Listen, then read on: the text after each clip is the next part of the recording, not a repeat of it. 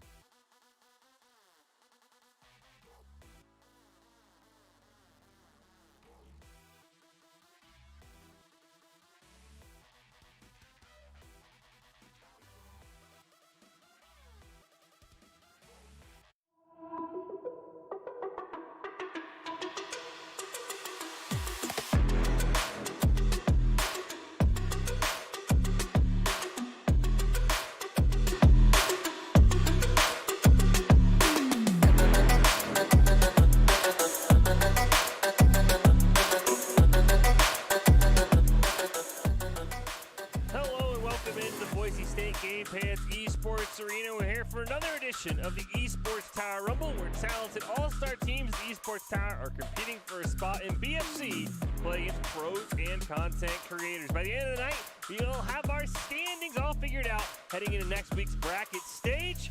I am Michael Fisher, joined by Artie, Rain, and Nerdy. I think we have to figure out if anybody can catch the Barracudas, who just ran away with last week's championship, a 3-0 sweep in the title game. It wasn't even close.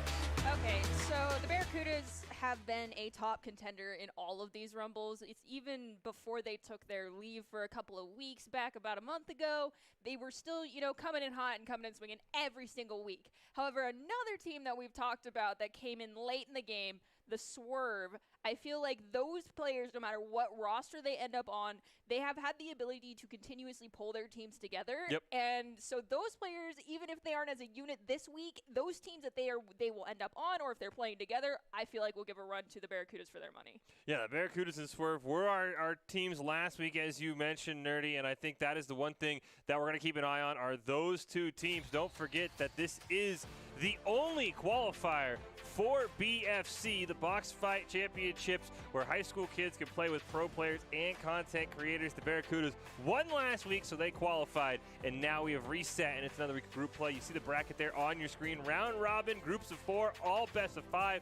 That determines the seeding for the finals, which will be next Monday, where the top 8 teams will take each other on, and we'll find out who that champion is going to be. We have 7 teams here in the Esports Tower today: Barracudas, Pink Wolves, Yellow Wolves, Swerve, Red Mammoths, Blue Wolves, and Yellow Mammoths. So a couple of new teams and some old favorites. We see how our games are going to break out. Now, round 1 game between the Barracudas and Swerve, I think Nerdy is going to go a long way in telling us, are the Barracudas finally caught up to? Or if they win that one 3-0, it might be just another clean sweep for the Barracudas. That is the one match I am very excited to check out. Well, it all is going to come down to the other team's ability to shut down Quez, in my opinion, because Quez, I'm speaking directly to you right now. Your aerial play has been disgusting, in a good way, of course, but you need to be shut down. Yeah, and I think Magic's another player. We actually talked to him last week. Is on a scholarship to Bay State. He is a fantastic player. He's someone else you got to watch out for. Before we hop into the games, as a reminder, support your teams on Twitch, celebrate their successes, be respectful to any other fans, and mods will remove you if you violate the chat rules. We will start off with our round 1 review. We're going to kick things off with the Lynx and the Red Mammoths. Kicking off our Group A matchup with the Lynx on the blue side, Red Mammoths on the orange side. The Red Mammoths went on a great run, had some slumps early in the group stage, but they look to change that tonight. The Lynx, very strong, very, very close, and right now we see they've already got a 5-2 lead, and they're starting to dominate here in this first game of the night. First games, though, at least when you're going against Team Lynx, they've definitely shown their ability to come back in the later series of the games here. So around 1, yes, it can set the precedent here for how they're going to perform, but their ability to pull things together is something that we've seen before. And Sunky being on the team for Lynx, I have faith in their ability to come back even if this is not in their favor. And I think that the blue team of the Lynx, you see their names we recognize, Jockstraw and Flux, both incredibly talented players as Flux put ones in, huge performances in this series. And that Lynx roster getting better and better, but as you mentioned, the Red Mammoths with Sunky, even though this game did not go this way, nor did the series go their way, a 3-0 win for the Lynx. I think this Red Mammoths team, who has a tendency to start slow in the group stage and then really come alive in that bracket stage with the semifinal appearance last week, do not count them out just because they did not do well in that first match. Jumping into our next one, the Yellow Mammoths taking on the Blue Wolves. First highlight match of the night comes from Group B, with the Yellow Mammoths going to be on the orange side, Blue Wolves going to be on the blue side. Both these teams have taken only a few weeks of experience in the Rumble Beds, but have been improving incredibly fast as Ninja Boy Gaming nearly puts it in right off the kickoff. We have Clark getting that clear, but it ends up right in front of Cran, who tries to get a shot on goal, but unfortunately goes a little bit wide, and then it's redirected all the way across that midfield mark. And we now have the Mammoths trying to swoop back in and maintain possession here, but they may lose out here on the side control. However, Cran keeping up that speed with Ninja Boy ready for that follow-up, but Mischief unfortunately missing that save on the goal. Yeah, great job there by Cran scoring that first goal. This Yellow Mammoths team, a lot of different roster turnover, but this one finally starting to mesh in scrims. We'll see if that translates to a good rumble as Cypher Clark trying to carry it out in the corner. Not quite able to as the Yellow Mammoths player will challenge him. Cran going to center it up. Oh, just barely in front of a teammate. Another great opportunity, and Mischief's going to go over there and try and clear it around Dragon Boy, but he was waiting in perfect position. Gets himself a chance to that pinch just a little bit too fast, though, and it shoots in front of the goal. Thankfully, Cran was waiting at the midfield. The rotations come out. So now Dragon's already back in a defending position here at that midfield, trying to prevent the Blue Wolves from getting the turnover. Cran racing back towards that boost, manages to take it up the sidewall back to the mid. But we do see we've got a couple members of the Blue Wolves waiting on the ground for them. Mischief can't quite play it around Dragon Boy, but there's a good job by Siphon Clark to clear that one. Down in the corner is a great opportunity. Pops it up in the air. The demo even comes out, but you see there, the member comes flying in, not able to. Mischief, one last attempt. Can't quite find it. Ninja Boy Gaming looking for the clear. Gets it barely around Mischief and at least away from his own goal. It does drop right in front of one of the members of the Yellow Mammoths, however. And now with Clark racing in, hitting it back towards the yellow goal. However, we do see that it's getting ping-ponged back and forth between multiple members. No one's maintaining a lot of possession of the ball here, Fish. It just seems like a lot of this is just slapping that ball around. Yeah, ball just kind of getting bounced back and forth. No great attempt there. Mischief might have a good one. He's a recent transfer from the Valorant program at the Esports Tower, but he loses control on the ball. Ninja Boy tries to hit it in. Can't quite find it though. Siphon Clark trying to get it clear. He's got Mischief there as well. They barely push it away, but Cran! Perfect position for a second goal. Swooped in and stole that. That was beautiful. It's a fantastic job by Cran being in the right place at the right time. Dragon Boy and Siphon Clark going to run into each other. Oh, great attempt here for the Yellow Mammoths. Oh, is that going in? Oh, didn't even need the second touch there. That was a fantastic goal there for the Yellow Mammoths. Put them up 3-0, just over 2 minutes gone by. Another great kickoff win. That ball's right in front of the net. They got to be careful, but Ninja Boy barely hits it off the mark. And that's going to allow that ball to be saved, at least for now. Mischief managed to swoop the ball away from Dragon there, but unfortunately loses their dribble to Cran, who gets a nice centering pass over to Dragon. Unfortunately, it's too high. Ninja's there for the follow-up. Not enough power and a little bit too far to the left. Now Mischief's trying to steal this ball away. Clark helping them out. It does get cleared, but I think Ninja Boy's going to beat them to that ball.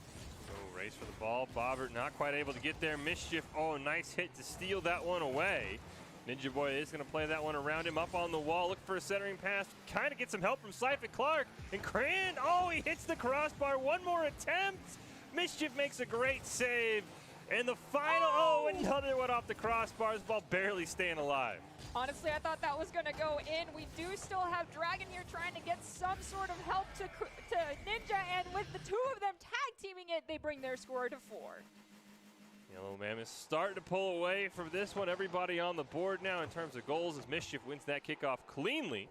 Dragon Boy and Mischief both waiting in that corner. Dragon Boy passes it over to Cran. Oh, Ninja Boy's going to elevate. Demo over there, and I think it was on to Cran, and they weren't aware of that, and they tried to pass it back as we see Cran actually demoing everybody in sight. That shot going to go wide. Sometimes you just got to go for those revenge explosions. We understand, but don't leave your goal open, guys, as we do see the Mammoths are going for a full push here, but there's multiple members all on one side and no one back by that midfield mark. That could be their doom, but anyway, doesn't matter. They score the goal, and it's a reset and back to kickoff. Ninja Boy picks up his second. Him and Cran maybe looking for a hat trick here. Mischief does a great job on that kickoff, but let's get the ball stolen from behind. Siphon Clark trying to keep away from his own net. Fantastic solo play here by the Yellow Mammoths, but unfortunately going to run out of boost. Not able to finish the job. Pass over to Ninja Boy, gets turned away, and the Yellow Mammoths go retreating for now. With just over a minute left, this 5-0 lead looking like it's going to hold. We've got Dragon elevating to get control of this ball here in the corner on the by the blue goal. Mischief almost steals the ball away, but Ninja Boy flying in, just tipping it into the net. Ninja Boy with his third goal. You see there. Everybody scoring here. We'll see if Cran can maybe find himself a hat trick in the final minute. Nearly does it himself. Mission able to turn that one away. Dragon Boy in that corner. A little bit under the ball, but Ninja Boy Gaming is going to be able to bail him out. Centered up perfectly. No teammate there, though, and that's going to allow Siphon Clark to clear it. Bobbert now with a one-on-one. Him versus Cran. Cran reads that one perfectly. Mischief's next shot going to be stopped by Ninja Boy Gaming. Now Ninja's trying to take it up the midfield. It is turned away by one of the members of the Blue Wolves. They're almost losing the dribble, and they eventually do to Dragon on that wall. It's now right in front of the blue goal. Mischief gets a touch on it, but it's not enough to get it out of the goal area. It's over here in the corner on the side. They're in dangerous territory. Ninja Boy now retreating back towards the orange goal. Dragon Boy will beat them to that ball. Between the two of them, though, they've got to battle out Mischief and Siphon Clark for possession right now as Cran manages to knock it away finally. Oh, great attempt here for maybe their 7th goal, but they just lose the dribble. Mischief gets blasted out of the way. Ninja Boy's trying to corral this ball, pops it over Mischief. Just 8 seconds left. The result all but known. Can they get one more with 4 seconds on the clock? Cran gets his own hat trick, and that's pretty much going to seal it. As you see there, the Yellow Mammoths won the series 3-0 with a dominating performance here. That last goal wasn't entirely necessary, Cran, but it was quite gorgeous. Fantastic job by the Yellow Mammoths, coming out strong, a team to keep our eyes on. But our premier match of this round going to come from that Group A, the Barracudas and the Swerve. The rematch of last week's grand finals. Barracudas won 3-0. We'll see if the Swerve are able to get some revenge this time, though. If they can shut down Quez and Magic, they'll be able to. But Quez and Magic are disgusting at boost starving, so good luck, Swerve. It looks like it's dead here. We'll take a look at the Red Mammoths and the Swerve. So we'll put that game on hold. We'll do the Red Mammoths in orange. Wait, never mind. Here we go. Now we'll go into our feature match of the week. Get that kickoff there, and we see it looks like Drift, Quez, and Magic. That third member of the Barracuda is kind of a rotating slot as Magic's shot gets turned away. Pancake, Loaf, and Hollix this week for the Swerve, trying to make something happen as Hollix, the new member, pops it up over Drift, but a huge stop by Magic. That was a risky moment right there. Quez gets a nice shot over to Magic on the wall. It drops down right in front of Pancake, though, that notorious great defender for the Swerve. Loaf gets the save here as Magic takes out Pancake, and Drift takes out Loaf. Now there's only one person standing. Pancake's finally respawns. Now all three members are back up, but Drift and Magic are too far forward as Hulks get a shot on goal, but it goes wide to the left, and now Magic's going up that back wall to get the ball. Loaf coming in, great spike in the ground by Magic to stop that steal. He's going to get another fantastic play. Drift will get demoed off screen, but Quez setting up for a shot. Not able to find it as Pancake is there. Tries to clear it away, gets tied up at midfield. Loaf's got to turn right around. Great play by Drift. Sets up perfectly for a teammate, but Magic just barely misses, and Quez's shot way too weak on the follow-up. Pancake was there for the save, but they popped it in the perfect place for Drift to get a touch on it, sending it to Magic in the air. It's centered up. Quez does the follow-up as Holix takes out Drift at the midfield. Now Pancake comes flying in, taking it into the corner of the blue goal. Drift taking it up that corner wall, trying to battle it out away from Loaf, but Loaf steals it, dropping it right in front of the blue goal. Holix trying to put one more in front. Here comes Pancake. Oh, he hits the crossbar. Loaf one more on a wide-open net. And the Swerve strike first here. Our premium match of Group A, and a great job here by Loaf getting that follow-up as Drift just barely missed on it. The pace of this game is so fast in comparison to the previous one. It's hard to believe that these guys always play against each other, and I feel like the boost starving that we saw last week is not happening at nearly as much because of how much speed we see coming from every single one of the players right now. So this game almost felt like it was like sped up to like 1.5 speed with how fast these guys are going right now. There's Loaf trying to make a play, build that lead, but Magic just barely going to steal away from him. Drift pops up in the air before he gets just launched away. Great pressure here from the Swerve. Loaf puts a shot right in front of the net. Fortunately, Hollix not able to fill it up, and now Magic's just going to get a clear and a long one at that all the way to the other corner.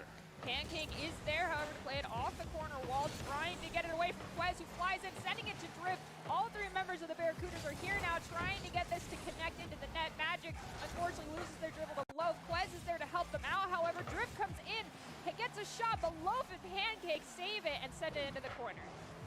Oh, a nice pass there from Drift, but they're not able to finish it up. Only 2.5 minutes left. Quez can't get that one around Hollix, but there is Drift from midfield. Great pass to Quez off the crossbar. Magic charging in. Ooh. He beats out, I think that was Hollix by a nose to tie this game up.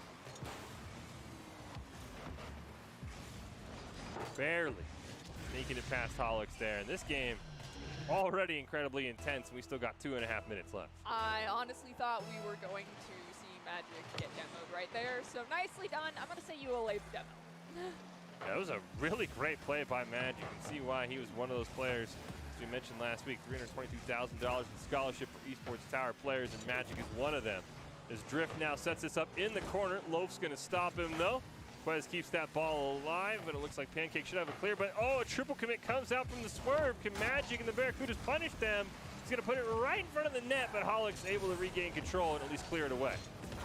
Quez, however, at the midfield, sending it right back in front of the Swerve's goal, playing it off the corner when it was trying to be cleared. Unfortunately, now Quez is in too deep as we see Drift sending it back over to Quez. Loaf elevating, trying to spike it down onto the ground. Drift popping it off there. Magic, unfortunately, missing it in the air. Still maintaining a level of possession, however, but Pancake, with a little bit more boost in their tank, steals away. But Quez gets a shot on an empty net, bringing the Barracudas up by 1.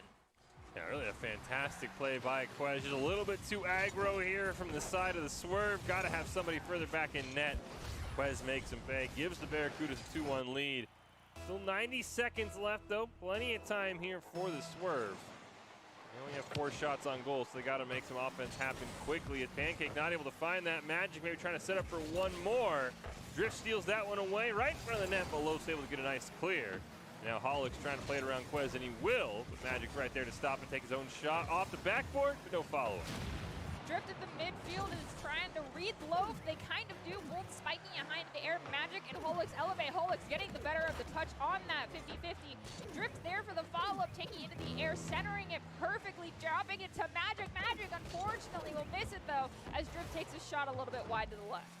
Loaf trying to clear it around Quez, barely does. Magic in a 1-on-2, makes a great save, and Drift stops the follow-up, and now it's a wide-open net. Drift's going to take the shot. The swerve full commit for the tie. They can't find it, and just like that, the Barracudas have a 2-goal lead with 40 seconds left. Okay, we're seeing full commits from both sides, but it's only working out in favor of one team. So I don't know what the swerve are missing here, and I'm not just going to say it's that they need to find the net, but I feel like the Barracudas are just getting lucky when they're all over-committing right now. We have seen a lot of swerve shots hit off the crossbar. They could easily probably have 2 or 3 goals themselves, as that one shot by Pancake gonna get stopped. Drift will just blast it to the orange side of the field, racing past Loaf. Bumps Pancake out of the way as well. Quez with the pass over to Magic, just barely behind him. And now the Barracudas will just retreat with 20 seconds left. Drift elevates to steal the ball away from Pancake, spiking it high to allow Quez to come in. It drops right in front of Holix, who's going to try and play it around Quez. Quez reads them perfectly, waterfalling it down, but it drops on top of Pancake, who spikes it, and it ends up in front of Magic, and that just goes right into the net.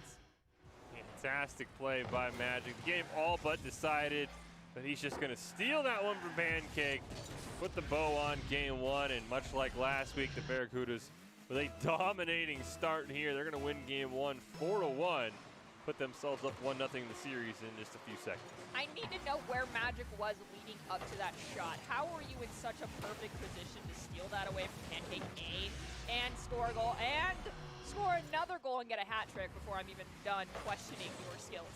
Yeah, barely keeps that one alive. Not once, but I think twice. Does get a little bit of an assist from Pancake there at the end, but fantastic play for Magic, who's proving that the Barracudas are more than just a one-man show with Quez. And now the Swerve have to try and regroup, but after a strong, I'd say, minute or so of that game 1, the Barracudas just took over. And I think you were right, Nerdy. There were a lot of lucky breaks, a lot of bars that hit off the crossbar. I think the Swerve could have easily had 2 or 3 more goals, but still it felt like the last half of that game for sure, the Barracudas just dominated, and there was nothing the Swerve could do. When things click, when all, gears are firing at the same rate and a team is that unstoppable, what can you do? But the Swerve are also a dominating force. They got to clean up a couple of things. This is one of those moments where it's like, yeah, you see it working for one team doesn't mean you should be doing it. So the overcommitting, just don't do it. Be ready to rotate. Make sure you have someone at the midfield constantly. And if you're going to go in and you were the person that was in the defending position at the midfield, just call it so someone else rotates back.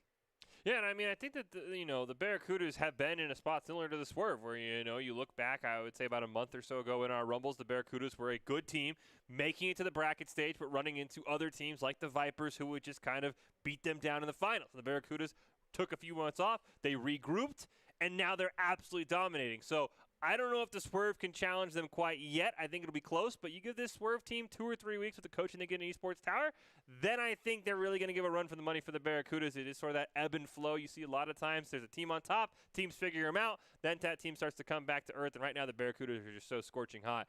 I don't know if anyone's going to figure them out this week, but I think the Swerve have a lot of bright spots and more bright spots than we see against the Barracudas usually. They just got to put it all together in a full 5-minute game, not just 2 or 3 minute spurts. And it is a best of 5, so there's always the opportunity for the reverse sweep and hoping that the Barracudas get gassed or just get a little overzealous with their gameplay and those triple commits not working out in their favor. Stop, you hit those shots a little to the left or a little to the right, that crossbar stops making saves, and who knows what happens. We'll kick off game 2 here. And right away, Loaf takes a great shot, but Drift is in a perfect position, makes another fantastic save as well. Drift coming out early with a great defensive effort. Does he have one more in the tank? Quez actually plays it away from him, but the ball bounces over Loaf. Lucky break there for the Barracudas. Hollick's next attempt is going to be blasted away by Quez. After those two back-to-back saves by Drift, Holix just decided to take them out, but that doesn't matter. The turnaround came fast, allowing Quez with the assist from Magic to score the first goal of this round. Yeah, once again, just a bit of an overcommit by the side of the Swerve. They didn't have anybody back defensively. They sold out for that goal, and they weren't quite able to find it. So early in game 2, you take some of Nerdy's advice and just play a bit more passive, Swerve. Have somebody always back in that rotation, ready to go. As Drift off the kickoff. He can try for the double tap. Oh, just doesn't get the right angle, and the ball just bounces right in front of the net and gets cleared away. Holix read it perfectly, and Blank with the follow-up, setting it all the way into the corner here in front of the Barracudas with Magic and Quez managing to get it sent in front of the Swerve's goal already. Loaf there getting the clear, but it unfortunately ends up right in front of Magic, who still maintains possession, trying to play it around Holix right now with Pancake coming in. Magic will take it up that back wall. Are they going to drop it down in front of someone to do the centering shot? They do, but unfortunately Loaf turns it all. Holix with the cross map shot finds the net. Fantastic play by Holix here. Barely sneaks it over Quez, and Drift was hanging out at midfield, but if you're at midfield, you can't stop that. That one was just too perfect. Fantastic shot. The Swerve do have Jay Blank in. Assume that would be a sub, as we usually don't see players change names mid-match, but we have not got confirmation either way. We'll keep an eye on that, though, see how the team gels. If it is a sub for Pancake, as Holix trying to clear that one up. Quez steals it away. Loaf can't make the save, and Quez immediately puts the Barracudas back in front. You're missing your defensive force. Unfortunately, Swerve, I feel like you need Pancake, but they may be dealing with some connection problems. Maybe their mom needs them to do laundry. We understand. Maybe they thought that Jay Blank offensively might give him a better matchup. It's hard to say, but I think, we'll see if the Swerve can maybe work something work, as Jay Blank does have it in the corner. Can't keep it away from Magic, though. Oh, drift shot barely turned away from Holix there at the last moment. Holix now carrying it upfield. Bumps Quez out of the way. Great play over to Jay Blank, but Drift just barely gets there in time. It's off that back wall. Drift tries to corral it, but unfortunately loses it. Loaf and Holix now trying to take it away from Quez. Quez looping Holix around, allowing Magic to come in. Now Drift has to battle it out for the ball away from Loaf, trying to prevent it from getting turned over onto the blue side. Quez playing it off that back wall. Are they going to pass it over to Magic? They do just that, but Holix comes in, disrupting everything. Drift there for the save to take away the ball, as Loaf comes flying in as well to drop it in front of the blue goal. Oh, that ball is going to, I think, pinball off of Loaf and Quez. See here in the replay how this happened is Loaf was coming in, Quez was going out. Yeah, that ball going to ping pong around a little bit, goes in the net, and it's like that we've got a tie game. It's okay, Quez. You either weren't there and it goes in, or you're there and it goes in. It happens. Just one of those great plays by Loaf, and just an unfortunate spot for Quez to be, as you mentioned. If he's not there, that ball's going in anyway. As Jay Blank takes a shot. Drift, look for a pass for Quez for just a moment. Quez ends up taking it in the corner. Loaf's going to stop him. Drift's going to center it up for Magic. But I think he had a dodge out of the way of Quez there, and that caused that shot to ricochet wide. That comes down to cleaning up your communication. Don't try to be a ball hog, as we've got Holix getting a shot on goal, but the double commit between Drift and it looks like Magic manages to save it. Now Quez is trying to take it up that midfield. However, it does get turned away just slightly, but Drift with the shot on goal with the assist for Quez will bring their score up by 1. So incredibly close there. You see Drift just takes it, but once again, nobody in net for the Swerve. Loaf's racing in, can't get there in time, and the Swerve just not being patient enough and allowing too many open goals against a team as talented as the Barracudas. That's never the recipe for success. As Jay Blank wins this kickoff, double demo does come out, so we get a brief 2-on-2, but nobody's going to get to the ball in time. Respawns come out, Loaf's shot immediately turned away. Holix recenters it for Jay Blank. Fantastic spot there, and this is a high-scoring game here in Game 2. This was beautiful. Great setup. Nothing you could do. Nobody in net. Both these teams get a little bit sloppy defensively on the rotations, and Jay Blank comes in, and the newcomer gets a goal, and couldn't be a better one to tie this game up. 2 minutes and 12 seconds. Let's see if either team can pull ahead with a nice security, with a couple security goals, or if we see this go into overtime. And Drift has something to tell me, and that is, Nerdy, no, my team is going to win this. The Barracudas have had the answer every time that the Swerve have scored, and it's usually been a very swift response at that. See if 2 minutes is enough for them to hold on, or maybe add a couple more goals of their own. But Holix especially has been playing out of his mind in this game too. Barely misses stealing that one away from Magic, who's going to carry it the length of the field. Drop it right down to Quez. Fortunately, that ball is going to ricochet around. Double demos are going to come out. Magic looking for a back pass, ends up just bailing on it. Hollick's trying to beat Quez to that ball, but Loaf, between the two of them, managed to take it away from Quez. Drift now coming in to steal it away from Jay Blank, and Magic helping them out. It crosses the midfield, pass over to Drift, who centers it up for Magic off the back wall, but unfortunately it's a little too low. Quez comes in to try and recenter it for themselves, playing it off the wall. Drift is there for the follow-up shot, but it goes a little bit too wide as they're booped around by a couple members of the Swerve. Great job by the Barracudas keeping possession of this ball in the orange half. Quez now is going to finally lose it to Jay Blank, who just blasts to the other side, but Drift has the full boost, and he is waiting there. Looks like he wants to maybe get a pass over to Magic. Oh, great setup there, but Jay Blank read that perfectly. Not quite enough power, I think, as Quez able to hit it down in the corner, goes racing past. Hollick's looking for a clear. Magic steals it away. My goodness, what a read. And Loaf's going to try and clear it, and they're starting to run out of time on the Swerve side here. Quez gets a nice centering shot over to Magic, but unfortunately it hits that crossbar, which is nobody's friend. The Barracudas are still maintaining possession and control over here as Drift comes in to score the 5th goal and get their hat trick for this round. They just play so fast. As soon as that play to Magic didn't work, they immediately reset. They get the ball over to Drift, who just barely muscles it in. Fantastic play by the Barracudas, who looked like they're on another level, and now they're 45 seconds away from going on to match point. We have seen 4 goals get scored in 40 seconds, though, at least here in Esports Tower. Not in the history of Rocket League Esports, but these guys can do it. So we may still see the opportunity for this work to bring it back, but they need to get possession of the ball now and score a goal in the next couple of seconds. Otherwise, this is going to be the end of the round, and you are right, the Barracudas will be at their match point. As I say that, Quez scores a 6th goal, doubling the score of the Swerve. So unfortunately, I have to over a fish on this one. I believe the Barracudas will come out on top of round 2. Fortunately, that bounced off the trunk of somebody's car in orange. Quez will get credit for it, but redemption for the time that Quez did it themselves, you know? wow.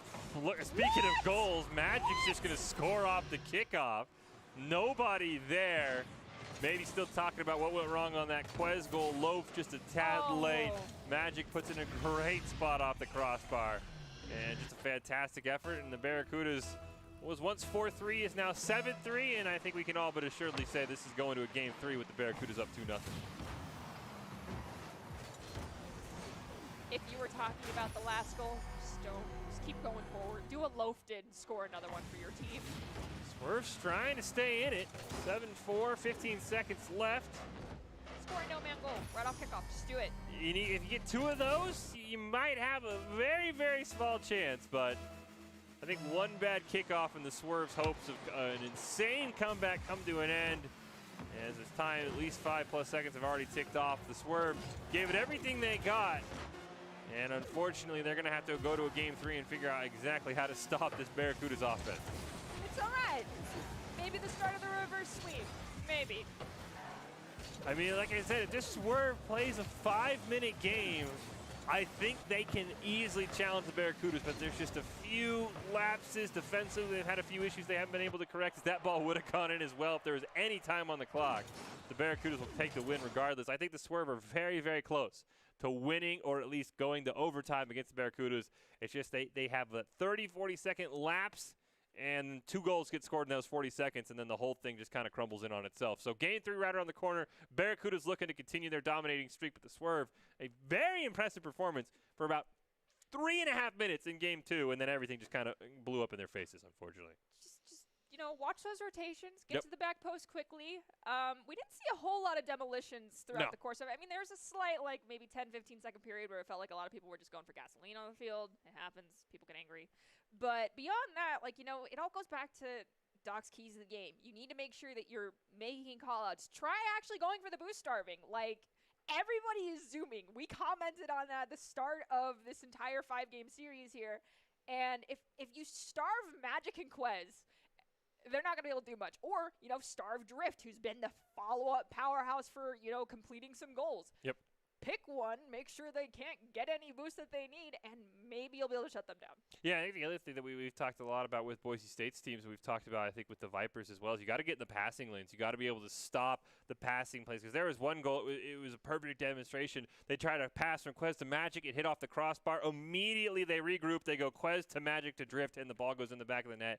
It was like, honestly, like watching a hockey play. It was just the ball was always moving, always being passed around. If the Swerve can start to predict those passes, you can start to shut down a team that is very pass heavy. It's a very tough thing to do, but that's what they also need to do as well. But the boost starving, I think, as you mentioned, Nerdy, might be the trick as we kick off game 3. Hollick's going to steal that one, and he's going to score first. Fantastic job here by Hollick, who's having himself an incredible series. We'll see if now the Swerve can hold on. Alex, you beat Quez to that ball, and I'm pretty sure Drift was not happy about that, losing it to an unfortunate spike. I think it was accidental. Quez was trying to save them, but you took advantage of that. Keep doing it. Quez immediately going to look for that goal right back. Hits off the crossbar, keeping it alive himself. Jay Blank finally finds it clear. And Magic can't keep that ball alive, so it goes back to the blue side. Drift now in the corner, pops it up. Loaf's going to steal that. Oh, they both actually missed. Hollick now takes advantage, gets the full boost in the corner, but there's no one there on the follow-up. And a pass over to Magic. Oh, my goodness, what a play for Magic, but Hollick luckily was in a great position. Tried to fake him out, tried to pop it up over their hood. Almost managed to do it outplaying 2 players. That is why Magic is a scholarship player going into their college career here soon. But we can't discount anybody else in the field as we see Hollick take out Drift. Jay Blank getting a pass over to Loaf, but Loaf unfortunately missing it. Jay managing to get it back to the ball, but Drift just doing enough disruption to make it to Magic to get possession here at the mid. Quez pass over to Magic. No Drift in sight, though. I think they're looking for him on that cross-map pass. Magic gonna pop it up. Here comes Drift. Jay Blank barely plays around. Quez charging in. Wide open net. And the Swerve, unfortunately, bite themselves again. Can't leave a wide open net for anybody in the Barracudas team, but especially Quez. Okay, don't talk about what just happened. Just keep going forward. That's for VOD review later. Let's not see a kickoff goal, please. Come on, Swerve. You can do this. Win the 50-50. Never mind. No, Magic wins that. Too fast. Quez gets a shot, but a nice save by Hollick. Gonna get bumped out of the way. Magic now in that corner, but Jay Blank steals it away. Right towards that midfield, we hear a demo off screen. It's Magic onto Hollick. Jay Blank's trying to set something up, but there's nobody there. So unfortunately, Magic should steal that one and take a shot. Holy cow! And unfortunately for the Swerve, they just didn't have anybody to help Jay Blank out, so he just kind of got the ball stolen away. We do see Hollick trying to retreat back towards the net, but unfortunately, when it's a bullet, you can't beat it. Fine line between being too offensive and too defensive. That time the Swerve just had too many players back on defense. And now we see the Barracudas trying to build to that lead. Magic does lose possession though. Jay Blank gonna pop it in the air. You don't want to keep it in front of your net though, and that's exactly what's gonna happen. All right, so 2 new rules have been established while playing against the Barracudas. Don't keep it in front of your net, and ground and stick the ball. Don't leave it in the air. Do not let the Barracudas have it in the air. Hollick, you definitely have shown your prowess with the aerial play, but just don't do it. Also, I think a double commit there from Loaf and Jay Blank. That kind of took him out of position. Loaf wins that one cleanly, though. Still plenty of time left for the Swerve to force us to overtime. This game is not over by a long shot as Magic's going to set something up. Hollick with a fantastic save there.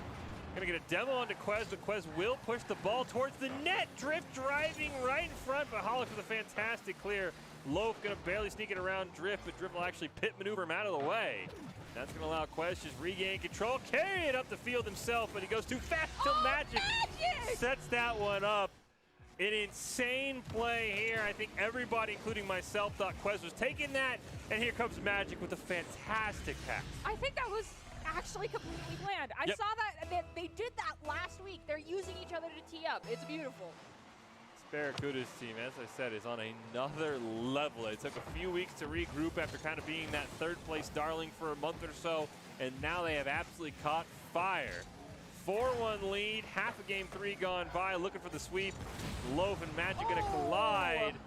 Ball still in front of their net though, but at least they slow down the attack. Now Jay Blank has the opportunity. They just got to play it around Magic.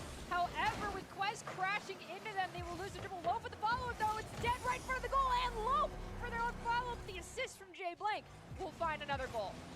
Great job by Loaf, keeping him in the game. Once again, you see Hollick even retreating as well. Great overall play by the Swerve. all three members of the Barracudas were converging on that ball. They smelled blood in the water, and Loaf, you made it out alive. 2 minutes left. Swerve down 2 goals, trying to avoid the sweep in our rematch of last week's grand finals. Quez looking for that answer. The Barracudas have done that often. Answering a Swerve goal is Drift's now going to pop that one up off the backboard. Hollix clears it away. Magic racing in, though. He's going to get the ball, but he will get demoed. Drift tries to bump Loaf out of the way, but ends up plunging right into the ball.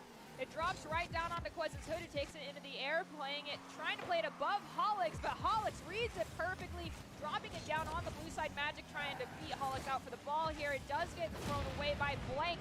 Well, and Drift taking out Jay Blank, allowing Loaf and Quez to battle it out. Quez now taking it up that right side. Hollix retreating towards the goal as Jay Blank elevates, but unfortunately misses it, and it's centered up by Quez and followed up by Drift. What a fantastic play here by Quez. We'll see it again. Pops it around Jay Blank. Nothing you can do. That's a solo goal if it doesn't hit the crossbar.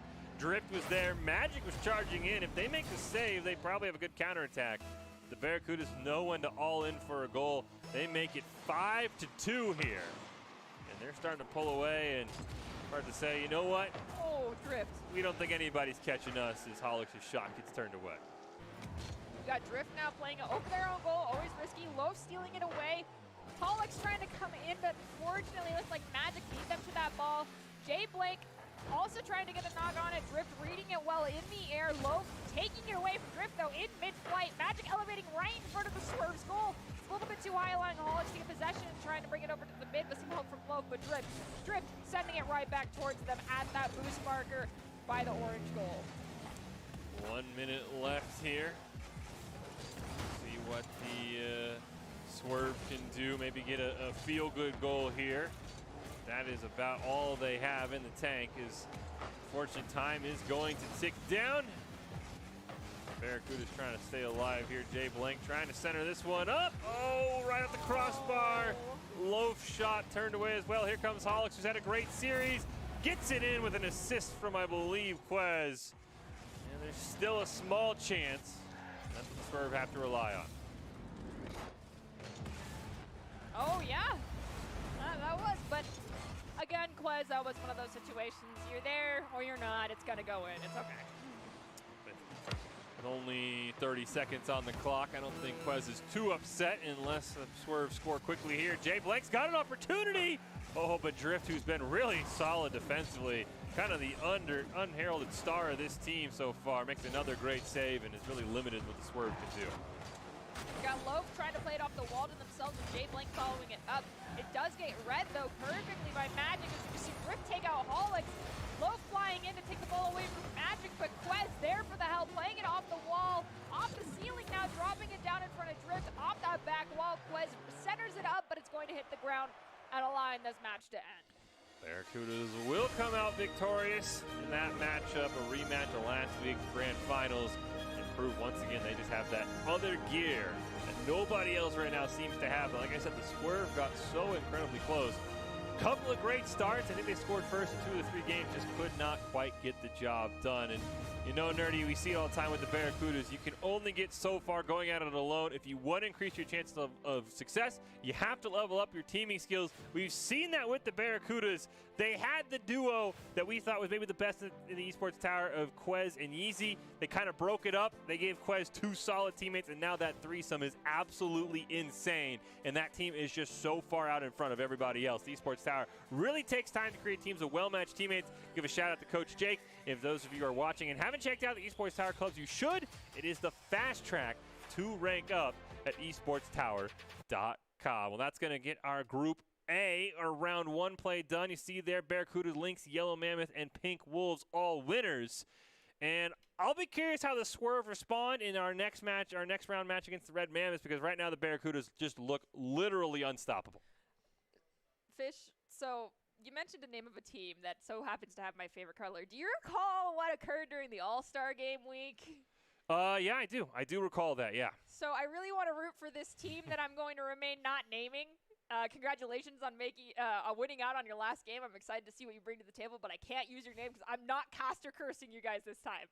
Yeah, that was the All-Star event. You actually ruined the chances of that team. So I'm sure they're still mad at you, but, maybe we'll see what they can do. They'll remain anonymous. Maybe they can make a run and maybe challenge the Barracudas. But right now, that team just looks so darn unstoppable. I want to see the Lynx, and I want to see the Swerve, how they respond, because they had a couple of great moments. They need that full game to really make me convinced that they can stand up to the Barracudas. We're going to take a quick break. We are going to come back with round 2. How are the standings starting to shake out? Who's going to be on top going to next week's bracket stage? Don't go anywhere. You'll find out next.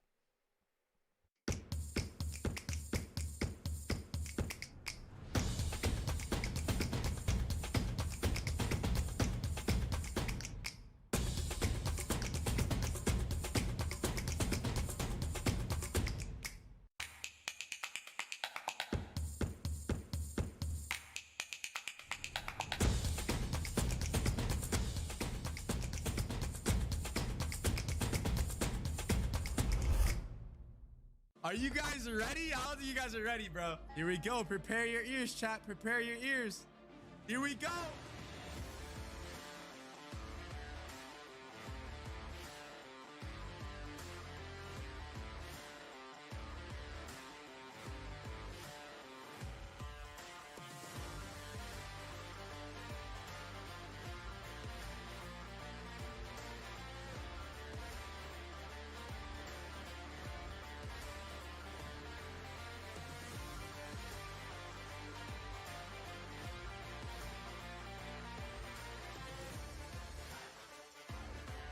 Yes, sir. Welcome, ladies and gentlemen, to the Schmeed Cup. They're not going to be ready for this. Oh! Oh! Nitro with 2, 3. Get down.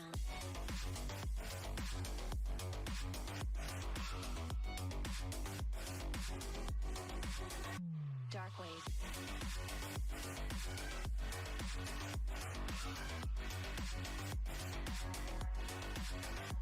Get down. Well, he got the ace. He got the ace to close it. Corey is your first Schmeed Cup champion. UFC events, brought in some heavy hitters to support this tournament. I hope you guys enjoyed it. It was the first Schmeed Cup. Hashtag never alone,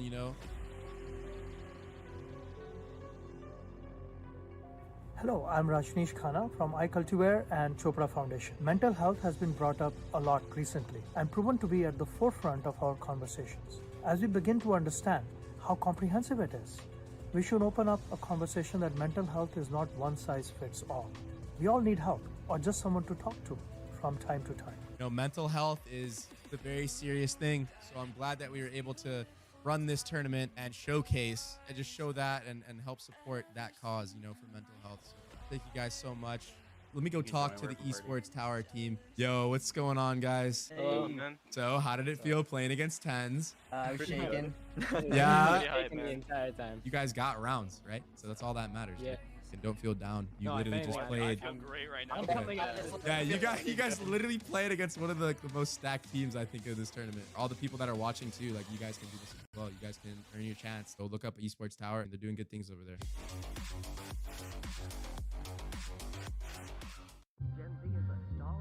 The news says Gen Z is struggling. I've got news for them. I wait tables, but last week I built a field hospital. I put out a forest fire. I stopped 1,000 attackers.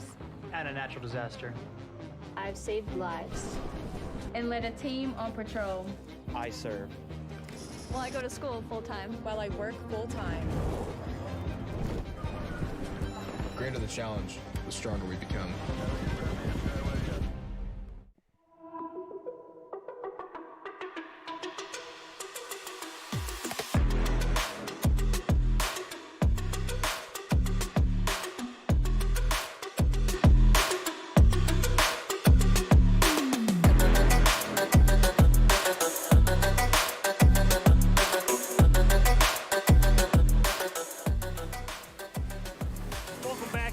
Broadcast of the Esports Tower Rumble, broadcasting live from the Boise State Game Pants Esports Arena. Round 2 of our group stage about to kick off.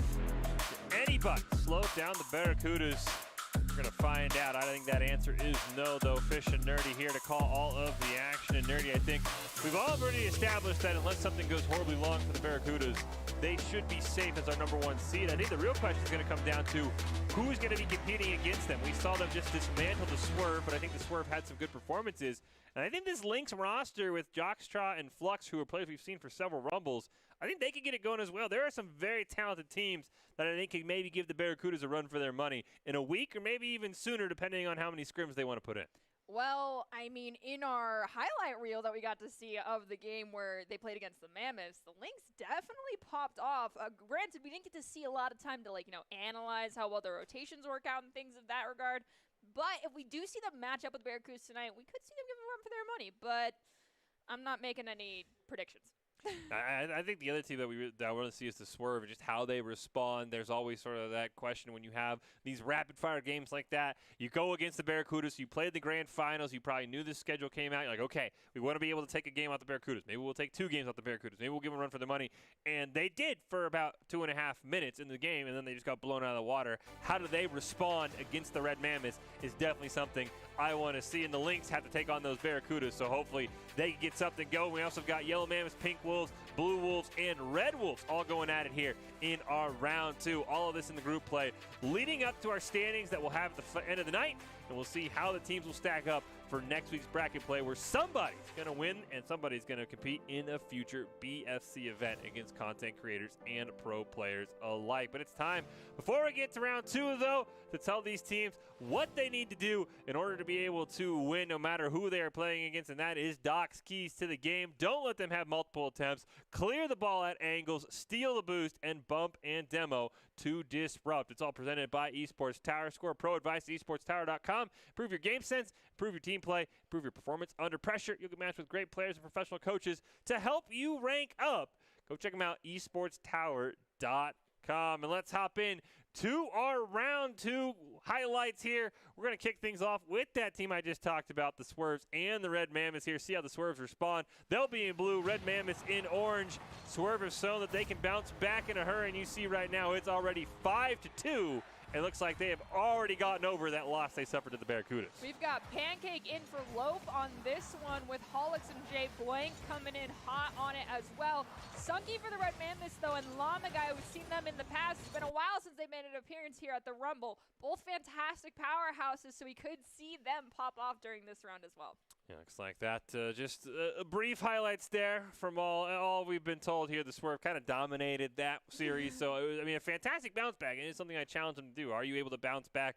Identical score lines. I think Jay Blank coming in had some spectacular plays against the Barracudas, so it is nice to see that roster is 4 deep for the Swerve, because you never know, as you mentioned, Nerdy, when we saw Jay Blake come in, what could happen. Your dinner hat comes up, something comes up where, an emergency. You never know. These are just all high school kids, so it is nice to see that roster is 4 deep. Well, our second highlight game of the night is going to come from Group A, where the Barracudas are facing off against the Lynx. Barracudas have been dominating in these Rumbles, but potentially the Lynx could maybe make a game out of it. We'll have to see, as I'm actually told. We're going to hop right into game number 5. So the Lynx, maybe the Barracudas coming in a bit overconfident. We're going to see what they can do. Game 5, we'll take a look here. Maybe the Lynx can pull off the upset of the night.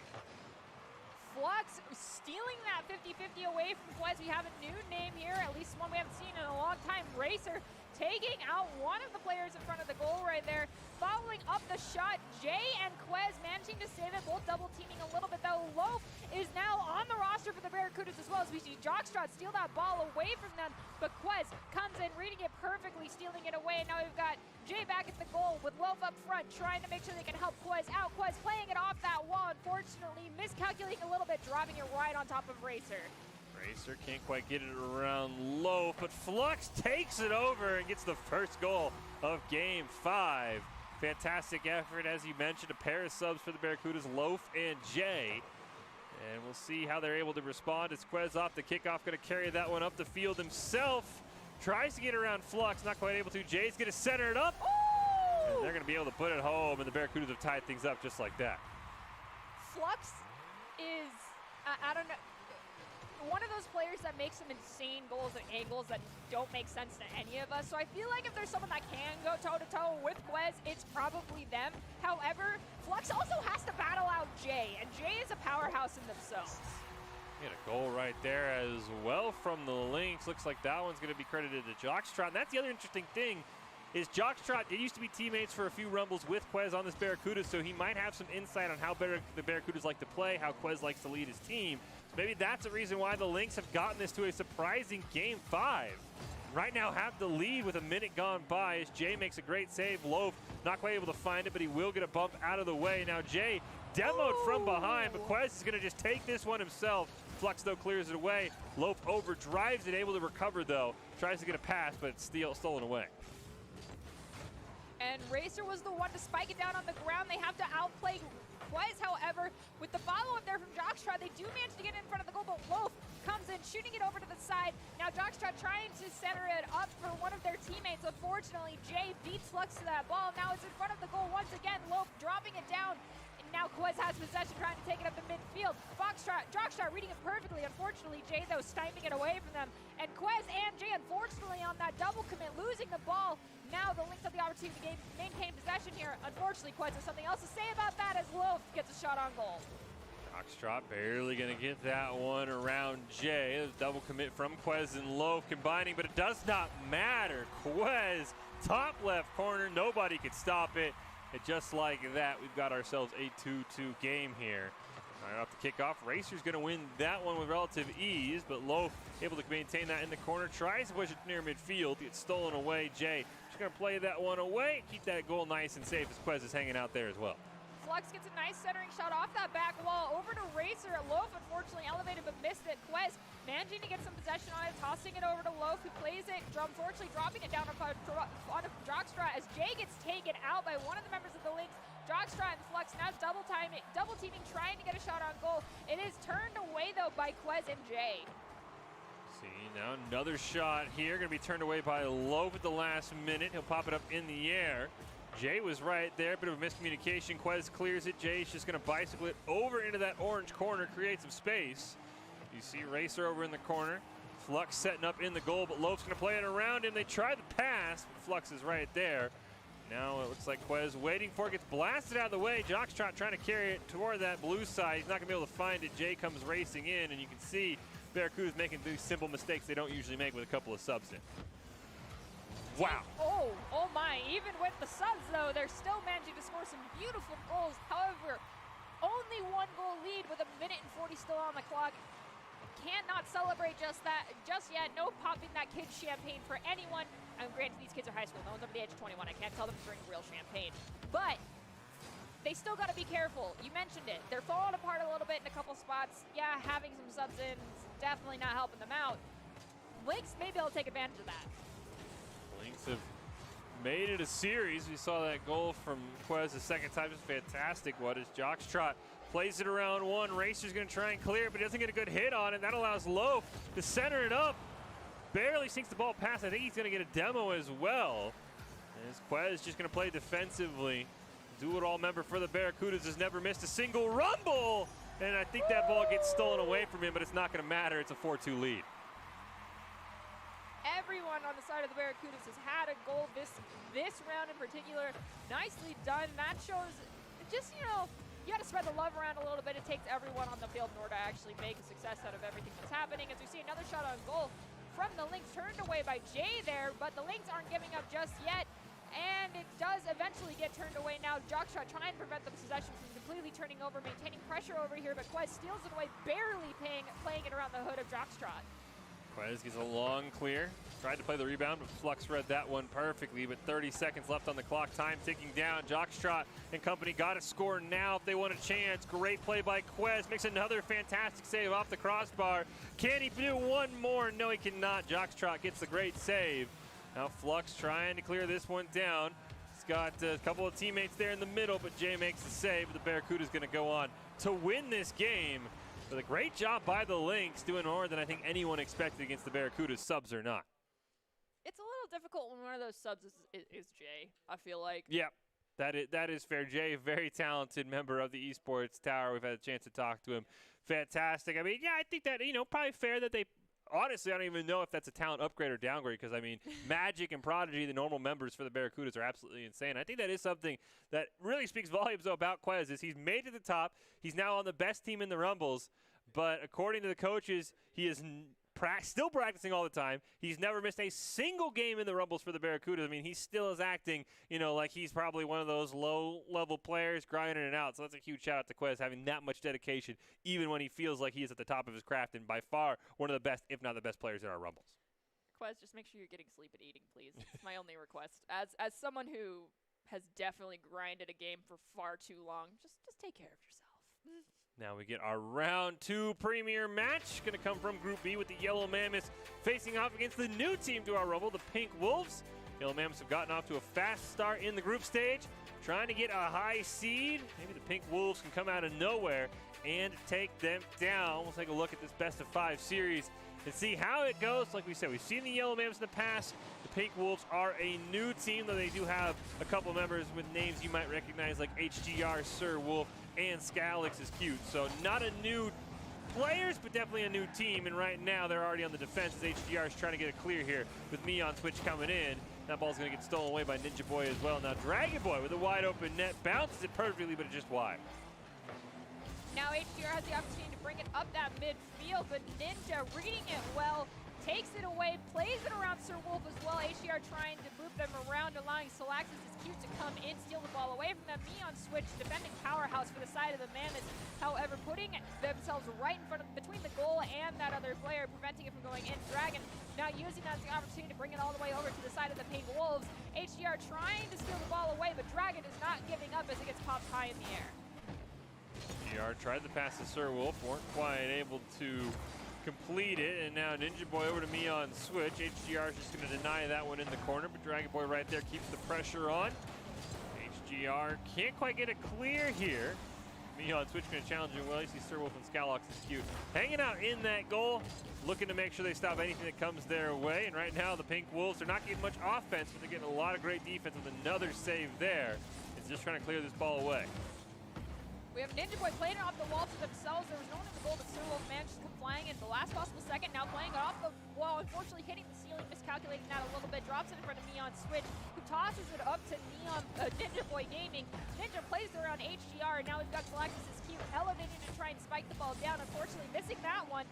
On Switch and Ninja not getting great touches on the ball, but Dragon does. Playing it off the back wall, centering it up for Ninja, who scores finally after almost 2 whole minutes elapsing in this round. I think this is going to be a great play. It looks like by me on Switch gets the double bump out of the way, turns it into Demolition Derby there for a second in the goal. That opens things up for Dragon Boy to be, or Ninja Boy Gaming, excuse me, to be able to put that one in the back of the net and give the Yellow Mammoths a 1-0 lead. Once again, already side control for the Yellow Mammoths. HGR has to make a fantastic save. Me on Switch can't quite find a chance here. Sir Wolf's going to clear it towards midfield, but Dragon Boy just stops with a great bicycle here. Scalix is cute, though. Still trying to keep this ball alive. It goes to the blue side again, and me on Switch immediately puts an end to that. Sir Wolf reads it perfectly, saving that one, spiking it high to themselves now, trying to outplay Dragon Boy. They spike it over them as well. Sir Wolf still has a nice opportunity to get a shot on goal. Unfortunately, it's just played a little bit too high. The follow from HGR, however, will be turned away by me on Switch. That great defending powerhouse. I've said it before here that they are fantastic at that. Now Neon gets a nice opportunity to send it across the midfield, but Salaxis is cute. Stops that one in its tracks. HGR trying to make a play on it, loses control of his dribble. Ninja Boy's going to pop it high in the air towards his own goal. Sir Wolf sees an opportunity, just hits off the crossbar. So Galax is not quite able to get the follow-up that the Pink Wolves were looking for. Now Ninja Boy Gaming going to maybe try a back pass here, ends up deciding he wants to play it himself. Can't quite sneak it around Sir Wolf, though. Now me on Switch near that midfield stripe. Here with his trunk over into that corner. Scalax is not able to get a play on it, but HGR waiting for it. He's going to try and clear this one out of his own side. The Pink Wolves are playing rather defensively, Fish. You mentioned it earlier. Now looking at kind of the more pulled back camera views that I can see, it feels like they're a little hesitant to push forward even at the midfield when one of their players does have possession of the ball on the opposite side. I understand not wanting to leave your goal open, but you can rotate forward without completely leaving it defenseless, you know? Yeah, I completely agree with that because I think you're right. It seems like there's always somebody in that net for the Pink Wolves, but as we talk about that, they finally get an offensive possession going. All 2 members of the Yellow Mammoths missed a wide open chance here for Sir Wolf. Plays it around one, pops it up in the air over another one, but it's just wide. And again, that defensive approach comes out as there's no follow-up to the Pink Wolves. HDR still trying to keep it alive over here with some help from Salaxis. It is popped off that back wall, almost in a perfect centering shot. Sir Wolf comes in to keep the play alive right now. All three members of the Yellow Wolves, well, the Yellow Mammoths are in front of the goal right now, and all three members of the Pink Wolves, they are not giving up on this one just yet as Neon Switch gets that clear, but Salaxis is there, and the clear is denied, bringing the Pink Wolves up to their first goal. Yeah, fantastic job here by the Pink Wolves, just keeping that pressure on for so long. Side control, something we always talk about here, and they turn that into a goal. And about 40 seconds left, our timer a bit fast. Should give them plenty of time for one of these goals to potentially win here. As Ninja Boy makes a great save, Skalaxis nearly had a fantastic goal off a kickoff to give his team the potential to win. Skalaxis also saves that shot. Ninja Boy elevates, doing a back pass actually to Dragon Boy, who was going to take it off the wall, playing it into the midfield to center it up for one of their teammates. Unfortunately, Neon Switch will not get the right touch on it. Ninja Boy aiming shot will be turned away by Sir Wolf, who spikes it over Neon Switch. Neon did manage to brace them down to it and beat them to it. HDR following it up to keep this push over here alive. Once again, Dragon overdriving that ball, but Ninja Boy getting the clear finally in front of an almost completely open net. HDR going to turn away Ninja Boy. 5 seconds from overtime here in game one. Looks like we'll be trending in that direction. HDR is going to keep it alive for now. Keeps it, oh, right, oh no! No, Ninja Boy! HDR goes to length the field. Gets a great wraparound to keep the ball in the air, and unfortunately it's going to bounce off the hood of Ninja Boy. Nobody was there for the side of the Pink Wolves. Oh, Ninja, I'll be honest, just like what I said to Quez, had you not been there, it was going to go in. You being there just added an extra bumper, like, you know, if you're bowling with bumpers on the side. So has to be very unfortunate for the side of the Yellow Mammoths, who looked like they were destined for overtime. But HDR, the senior member of this Pink Wolf squad, gets a fantastic goal that I'm sure not even he could have dreamed of, and it puts the Pink Wolves up 1-0. But I think these teams are incredibly close, and would not be shocked if every other game goes to overtime, or really maybe goes in the Yellow Mammoths' favor, because I think we both kind of caught on. The Pink Wolves, very defensive, which you won't allow a lot of goals in, but it also makes it very, very hard to score any goals, and they definitely struggled. Without that own goal, I don't know if they would have had many more opportunities. You do have to turn your defensive, rotations and opportunities into offensive opportunities. And that little extra bit is what the Pink Wolves are missing. Mm-hmm. There was a lot of times where there was great shots on goal, just no follow-up. I understand wanting to make sure there isn't an easy goal for another team to score on you, but you also need to be ready to follow up your teammates. Like, you kind of leaving them with no help. Yeah, it's a very delicate line of when do you send three members, when do you hold back, and I think that's what the Pink Wolves are still trying to figure out, and I think they're erring on the side of caution, which is never a bad thing, as you said. I mean, you can defend a lot of shots. I mean, the problem is if you go down 1-0, maybe 2-0, then it's like, okay, how do you come back? How do you generate offense? So I do think that the Pink Wolves, if they play a bit more offensively, like I think they're capable of, they definitely could make something happen, as we see Neon Switch right out of the gate. Just 8 seconds into our match, score right off the kickoff with a great aerial goal himself. Neon, I've talked about your great defensive ability and your great rotations, but you yourself are becoming a triple threat player. That was a fantastic aerial goal. I want to see more of that here in the future. Just learn how to steal the ball away in the air, and I feel like the Yellow Wolves might be the team to give the Barracudas a run for their money here pretty soon. The Yellow Mammoths have looked strong. It was a fluke goal that kind of gave the Pink Wolves the win, but we'll see if the Pink Wolves can make that not a fluke, because once again, they're all defensive, and for good reasons. Ninja Boy's already there. His shot does get turned away, but Dragon Boy will keep it alive in the corner. Great wraparound. Double commit comes down. Ball kind of ricochets off the two members of the Pink Wolves. Now Sir Wolf can't find a clear. Ninja Boy's going to go up in the air, trying to get a second touch on it, but Skalaxis is able to clear that one away. Great read. I've got HDR trying to beat Dragon to this ball here. Skalaxis and Cute now trying to battle out Ninja Boy for possession. Sir Wolf comes in, spiking it over Ninja Boy, sending it over all the way into the corner here on the Yellow Mammoth side. HDR takes a shot. Oh, it hits off the crossbar, bounces in.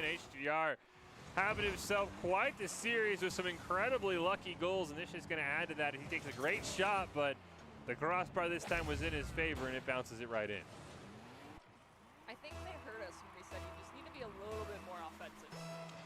Yeah, I mean, I think for good reason, because right now they're looking like a much more, dominant team. I think for the Pink Wolves, look like they can maybe put themselves up 2-0 as we see all three members on that orange side.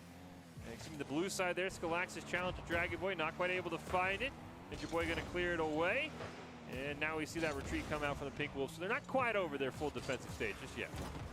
HDR does try to pop it over Dragon's hood right there. Unfortunately, it was red a little bit. Sir Wolf now trying to beat Dragon to the ball. Dragon does clear it, but HDR reading it perfectly, taking it down into the corner as Neon switches, hits it off that sidewall over to Ninja Boy at the mid. Skalaxis pops it up, but unfortunately Ninja still maintaining a level of possession here. Skalaxis is cute. Overdrives that one as we see Sir Wolf elevate, but Dragon will spike the ball down on the ground in front of Neon. Switch now going to try and carry it himself. Sets it up perfectly with a great pitch, but it just gets turned away by Sir Wolf. Dragon Boy and HDR both in the corner. HDR will play it off the wall, gets it over one. Neon Switch retreating, finally gets a hold of it. Sir Wolf with a great opportunity, takes a shot. Is there a follow-up for the side of the Big Wolves? We saw Skalaxis coming in, but he just flew over the ball. Sir Wolf has the ball drop right on top of their hood, and they spike it high, allowing Dragon Boy from the other side to get some possession on it. HDR elevates to spike it down in front of them. Ninja Boy following that one up. Sir Wolf going off the back wall to drop it down to the midfield. Neon trying to steal it away. Sir Wolf playing around all three members of the Yellow Mammoths now. Just has to beat Dragon, who gets possession of the ball, just playing it off that backboard, dropping it down right by one of the boosts in the midfield. Mark now trying to get a shot on goal. All three members of the Wolves have rotated. Skalaxis is cute, steals it away, allowing HDR to get in front of the blue goal and get a shot on that is turned away by Dragon Boy. Dragon Boy now going to clear it over to that orange side. Skalaxis will miss on it. That's going to set up Neon Switch with a great opportunity. HDR can't quite find the clear. Dragon Boy is going to set it up. Ninja Boy comes flying in, not able to find it. One more attempt for the Yellow Mammoths. It's a wide open net. Dragon Boy is finally able to find it with just under 2 minutes on the clock. I need to see what was happening here. Where did our members go that were for the... Oh, I see. All right. It's okay. They went for boost. It happens.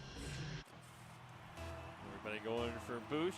Small communication thing, but as we said, the Pink Wolves, a new team to these Rumbles, so I'm sure they still have some communication things that they're still trying to work out, figure out how everybody likes to communicate, so no shame in that. As Skalaxis trying to get one back. Sir Wolf with a great opportunity, just barely misses that rebound attempt as HDR steals it away from Ninja Boy. And now Dragon Boy is going to keep this one alive in the corner. Sir Wolf clears it away, gets it over one, gets it off the trunk of Ninja Boy. It's a one-on-one, but Neon Switch just immediately going to clear that one back and shut that possession down. We've got Skalaxis is cute, elevating to spike the ball across the field. Ninja Boy reads it well, dropping it down on top of Sir Wolf's hood. It does get hit in the air again. Neon Switch elevates, dropping it in front of a completely open net, and with no one else touching the ball, it finds the net.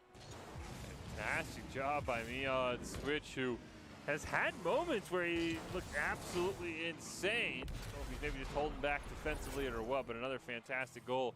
Gonna give the Mammoths that 3-1 lead, and now this is kind of what we alluded to. With you're down 2 goals and you have a defensive play style, it can be very, very hard to overcome that deficit. The Pink Wolves going to get it way more aggressive in a hurry, but not if Ninja Boy can put a 4th goal in first.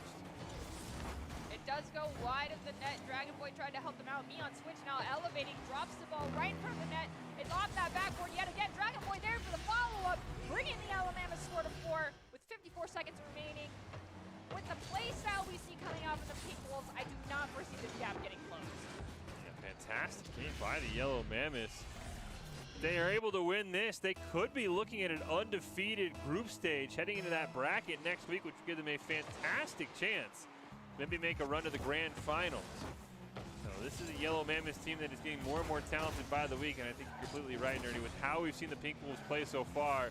This 3-goal deficit, I would assume, seems likely to hold. And Sir Wolf's going to blast one in. It's just a bit too high, unfortunately. Darn. And there wasn't enough speed or follow-up from their teammates to find the goal. Neon Switch now trying to get it past that midfield. HDR pops it over their head. Dragon Boy does just the same to them. Now Ninja getting a touch on it, sent it into the corner. HDR stealing that ball away.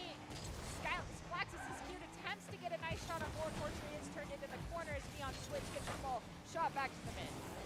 Time ticking down here. Maybe one last chance for the Pink Wolves to find a goal, but definitely not the 3 they need put themselves on match point. We might even see the Yellow Mammoths get one, and we will. Meon Switch picking up his a hat trick, and behind the back of Meon Switch, looks like we've got ourselves a 1-1 game, a 1-1 series heading to game 3. Should be enough time for maybe a kickoff. Our timer is a bit fast. Yeah, 2 seconds left on the clock. Not much more going to happen. I don't know if HDR has any magic left in the tank. I don't think he will. All this ball has to do is touch the ground. He was going for it. Couldn't quite make it. The Yellow Mammoths tie this up at 1 aside as we head to game number 3. I still have faith. This could be brought to a 5-game series. But Pink Wolves, y'all need to get a little bit more aggressive. I know it's not always to your advantage, but you guys have some great defensive ability here. You've demonstrated it. You do not leave that goal open very often. It did happen once. It happens to everybody. I mean, it is, you know, a game with RC cars at the end of the day. There's only so much you can control of that car. But just have more faith in yourself to be able to push forward and get those goals and follow up shots from your teammates. Just make sure you call who's going forward and call if you are so someone can rotate back. And know that your teammates will be there to back you up and someone will be ready to back into the goal if they need to. Yeah, I mean, I think speaking of aggressive, I think the other thing that if the series, you know, if the Yellow Mammoths want to maybe wrap the series up a bit quicker, I think that maybe Meon Switch needs to come out from his defensive role because he had some fantastic aerial goals that even if you have 2 or maybe even 3 members in the goal, could be so hard to defend that aerial play style. So I think Meon Switch could easily get 3, maybe even 4 goals in these next few games if he's able to play as aggressive as he played at moments in that game too. So I'd kind of like to see the Yellow Mammoths maybe kind of unleash Meon Switch and maybe have somebody else rotate back instead because I think Meon Switch could, I don't want to say single-handedly, but could put a huge dent just 1v3 in this Pink Wolves playstyle. If my memory serves me correctly, Meon is actually being coached under, I believe it's either Sunky or Sleepy. And they definitely have taken on the playstyle of the, you know, higher-ranked players that we see in the Esports Tower doing a lot of those aerial shots. As you said, they're hard to stop, and Meon, you did it consecutively in that last round. We would love to see you do it more. It'd be so hard just in the fact that just like soccer, you kind of flat-footed sitting on that goal. You're not going to have the boost to elevate quickly, so I'd love to see Meon Switch maybe have that pop-off moment, but for now, he's going to remain on the defensive side of things. Now he'll push forward with a great pass, but a huge save from Sir Wolf. Fantastic play all around. Ninja Boy's going to keep it alive. Skalaxis just misses out on it. HGR sneaks it around 1. Dragon Boy's just going to launch that back down on the net. 2 members in goal for the Pink Wolves to make a save. Meon Switch gets the demo. Ball's hanging out there still. Finally, Sir Wolf's going to be able to get a touch on it to at least clear it away from his own goal. We do see Skalaxis' cute takeout. Dragon Boy 6406.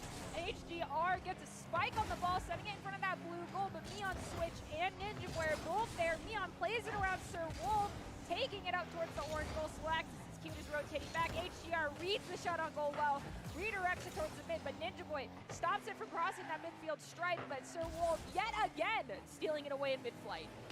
Dragon Boy just going to be able to corral that one nice and easy in the blue corner. He's going to carry it up the wall, trying to get one more touch on it. He will. This is just pushing around the corner. Does get demoed, so now Ninja Boy has to come in. Meon Switch waiting near that midfield mark, looking for a pass. Ends up going over to try and help him. And a little bit of selfishness there from the Yellow Mammoth, just going to deteriorate that whole play. Got Sir Wolf now taking it across that midfield stripe, but Dragon Boy read it perfectly.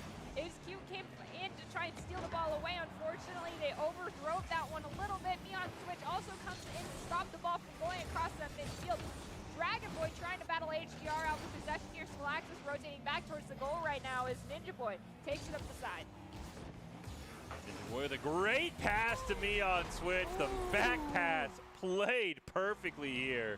The give and go. It was clean.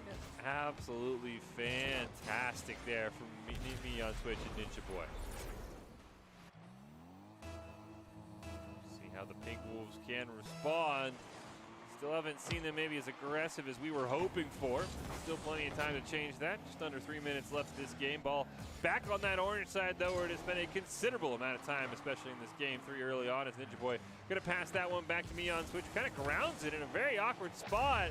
HGR takes a great advantage. I think HGR scored in total across these 3 matches thus far. I think that was their 3rd goal, right? Or their 4th. Did they score both in the first game?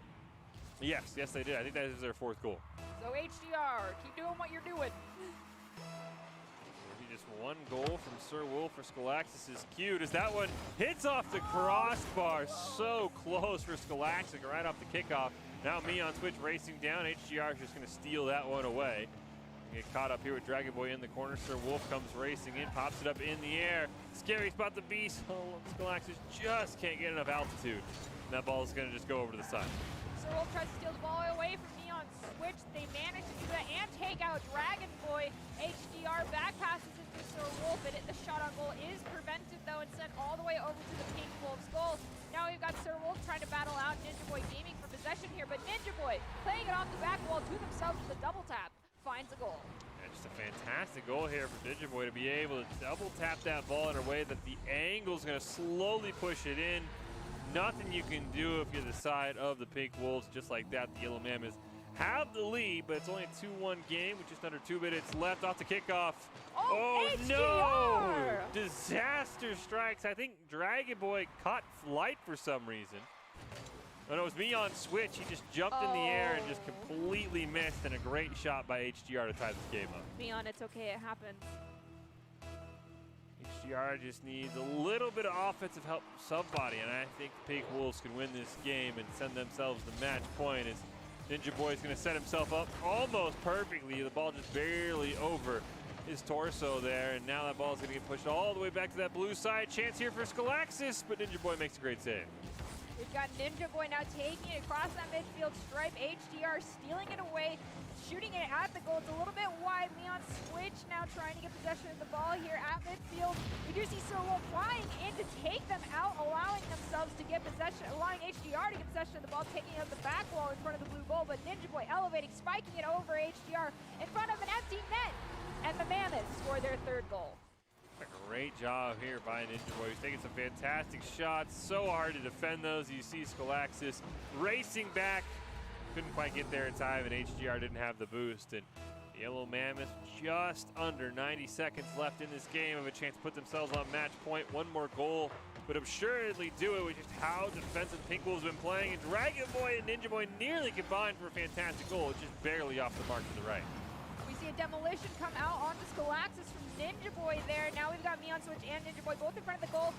Dragon elevating to get a shot in. It's too high off that back wall. Was centered up, but HDR beat Meon Switch to the ball, forcing Ninja Boy to retreat all the way towards their own goal. HDR now trying to steal this ball away as we have HDR fly in to spike the ball, but Meon Switch playing it off the wall to one of their teammates. HDR stealing it in mid-pass. HGR trying to make a play. Scholaxis coming in, but Dragon Boy is able to steal that one. Can't quite play it around Sir Wolf, though. 30 seconds left here. Pink Wolves need one more goal. That ball's going to get pinched all the way back to the orange side. HGR hits it on the blue side, gets bumped out of the way. Dragon Boy trying to set something up with a fantastic play. There's no follow-up, unfortunately. He'll try and reverse it in. That ball's going to go nowhere, and Scholaxis and HGR should be able to clear it away.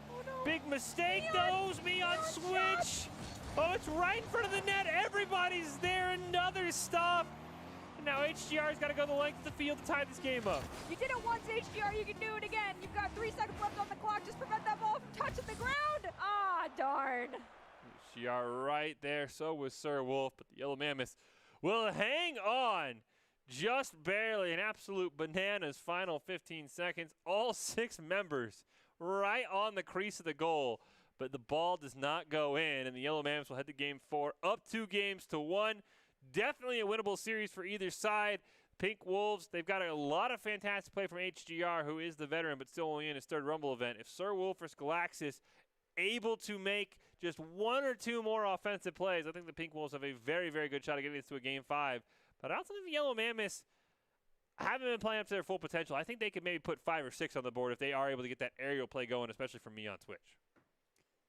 I don't know what to suggest in that regard if we want to see Meon Switch pop off more. Maybe just, be more of the supportive role player. Because Meon, as we mentioned, is the defensive powerhouse. Yep. They stay back in that goal, and they're very on top of ensuring they're rotating towards the back post. Meon, maybe bequeath that role onto one of your teammates. Dragon Boy and Ninja Boy have been doing a lot of the forward pushing and being the offensive players. Maybe ask them to let you have a chance. HGR trying to 1v3 right now. Bunch of puppy people out of the way. Sir Wolf nearly has a chance. Not quite able to find it. Their ball right in front of that orange net once again. Sir Wolf trying to just muscle it around Dragon Boy. Finally, Neon Switch just kind of pushes his own teammate out of the way. But HGR keeps it alive until finally Ninja Boy clears it out. But a great start here for the Pink Wolves. Ninja Boy loses that ball. Dragon Boy thankfully saves them. Sir Wolf spikes it off the back wall, trying to get it clear. Neon Switch reads it perfectly. Shot high right back to Sir Wolf, who passes it over to Skalaxis.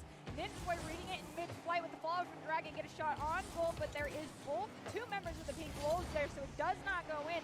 So you see Neon get another shot on goal, turned away by HDR, and another one from Dragon Boy with the follow-up from Ninja Boy, finding the first goal for the Yellow Mammoths. Ninja Boy just put on a clinic of how to play that roamer position. You saw we got his point of view on the goal. He was just waiting, finally sees his moment to strike, comes racing in. And he's able to get the first goal of the game for the Yellow Mammoths. Here off the kickoff, Dragon Boy Sir Wolf will collide. Ball will just get shot high up in the air. Neon Switch will just get barely a back tire on it before HGR is going to push it right back towards that midfield stripe. Ninja Boy and Dragon Boy combined. Clear that one away, but Sir Wolf just steals it, hits it into that orange corner. Sir Wolf fortunately overdrives it, allowing Neon Switch to get their hood on it, trying to spike it over one of the members of the Pink Wolves. They do unfortunately lose it, but Ninja Boy with the follow-up is now going to take it up the side, bringing it down here into the corner. Has to play it around Sir Wolf and Ninja Boy, but Dragon gets a shot on goal. Unfortunately, that crossbar is not anybody's friend tonight. Another shot on goal from Dragon Boy, turned away by HGR. Full-on commit from the Yellow Mammoths, but they recover nicely here to get everybody back in the goal to hold on to this lead. Great play by Ninja Boy to get it around Skalaxis. Sir Wolf does get a nose on it, though. He's got Skalaxis near midfield, but Dragon Boy's just going to steal that one away. Ninja Boy racing in, but HGR should be able to at least stop this play.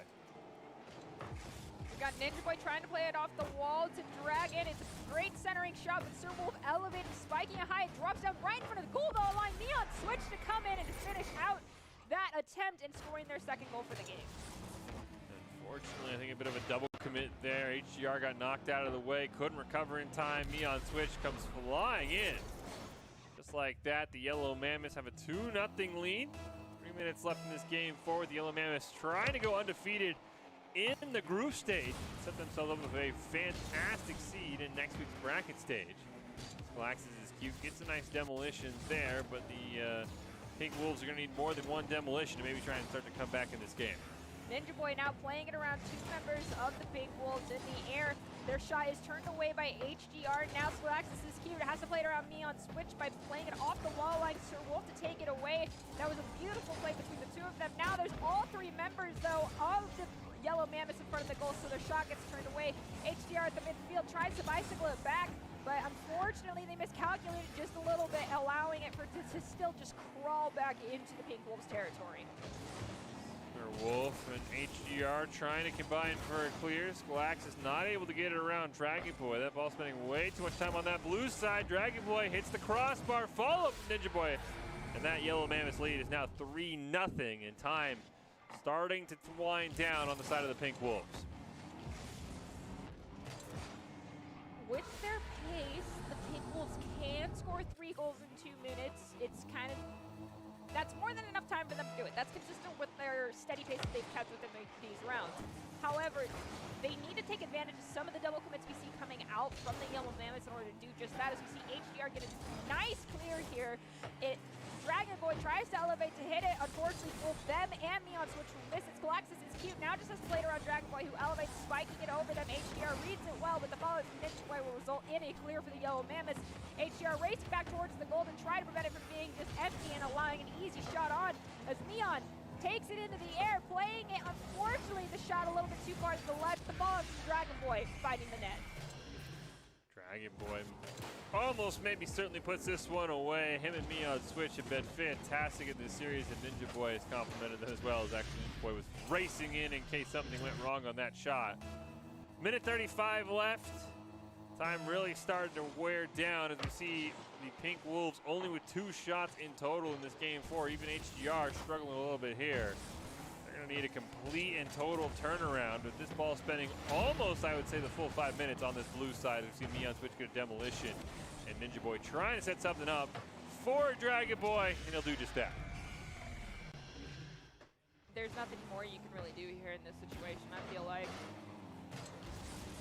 Mammoths have done a great job. First couple games of this series, incredibly close. This time the Yellow Mammoths have really started to pull away, and as we said, they could potentially be advancing from this week's group stage completely undefeated, assuming they would probably join the Barracudas in that regard. Heading into the bracket stage would give them a very nice seed. They've been looking stronger and stronger, maybe starting to look like those real challengers.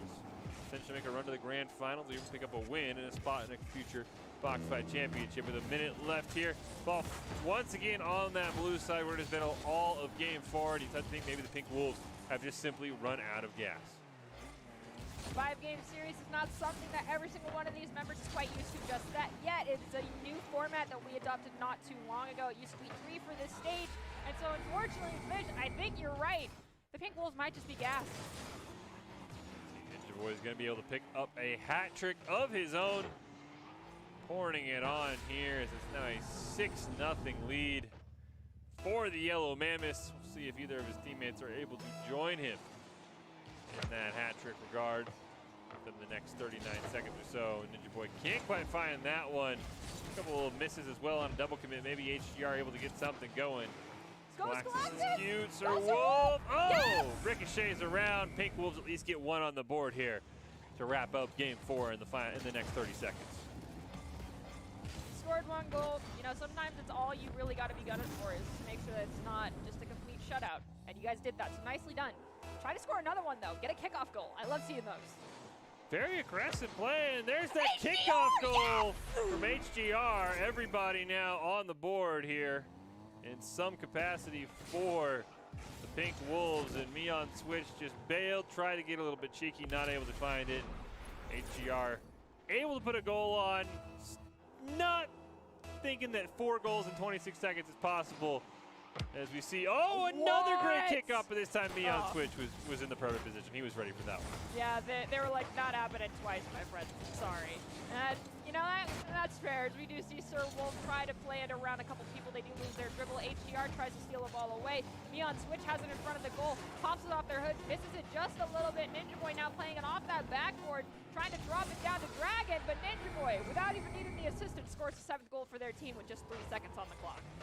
Nasty goal by Ninja Boy. We saw, that was, got some demolition derby action going on there. A lot of bumper cars. And now in the final 3 seconds, we'll see maybe the Pink Wolves have started to get something together on these kickoffs. This time, that does not appear to be the case. Skalax is going to keep it alive for now. Dragon Boy hits one shot into the corner where it immediately touched the ground, and the Yellow Mammoths will be victorious in this second round premier match. Again, this Yellow Mammoth team may be someone you want to keep an eye on. They look better and better every single week, and that goes a lot into what they are trying to do at the Esports Tower. Going at it alone can only get you so far. Ultimately, if you want to increase your chances of success, you have to level up your teaming skills. We saw that with the Yellow Mammoths. Great combination from Ninja Boy and Dragon Boy. We've seen a lot of those sort of dual names have a lot of great synergy together. They've come a long way and are looking like a potential challenger in next week's bracket stage. So far, off to a great start. Esports Tower takes the time to create teams of well-matched teammates. Give a shout out to Coach Jake and all the coaches. And if you're watching and haven't checked out Esports Tower clubs, you should. It's the fast track to rank up. And now I can take a look here at how our standings look after Group 2, see all of the results, and think maybe Yellow Mammoths Barracudas might be our top 2 teams, at least heading into round 3. Pink Wolves, I'm sorry. I tried to keep your name anonymous when I was hoping to see y'all come out on top of that one. But 1 loss is okay. You can still come back from that. And we see some of our matchups here. I think Swerve and Lynx in round 3. Definitely going to be one you want to keep your eye on. Yellow Mammoths trying to finish undefeated against the Red Wolves. And I think the Barracudas probably going to maybe cruise 2-1 over the Red Mammoths as they are looking absolutely unstoppable. Quez, and you just throw 2 other members on there. Heck, it could be myself and Nerdy, and they might get the job done. Quez is just that talented, but we've still got more action ahead of us. There's 1 round left. Who's going to be at the top of the standings at the end of the night? Who's going to have a great chance to qualify for next week's BFC? You want to stay tuned. The Barracudas are on top. Can the Swerve get back on track? Can the Yellow Mammoths go undefeated in the group stage? We're going to find all of that out and more right after this short break.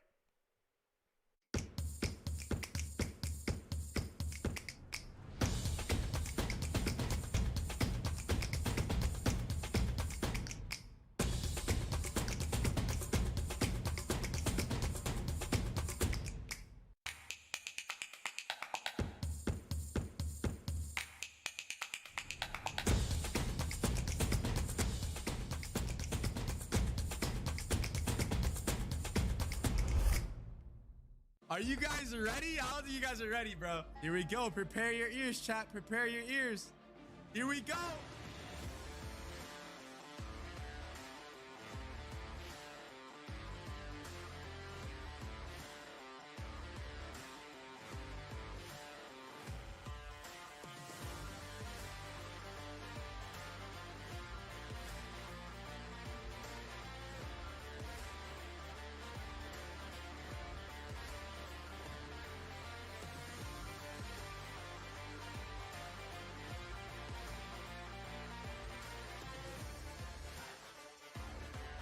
Yes, sir. Welcome, ladies and gentlemen, to the Schmied Cup. They're not going to be ready for this.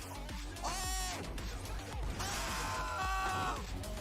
Nitro with 2, 3. Get down.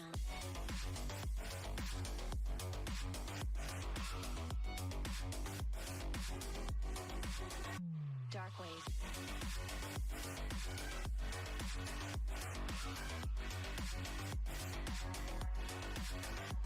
Get down. Well, you got the ace. And you got the ace to close it. Corey is your first Schmied Cup champion. UFC events, brought in some heavy hitters to support this tournament. I hope you guys enjoyed it. It was the first Schmied Cup. Hashtag never alone,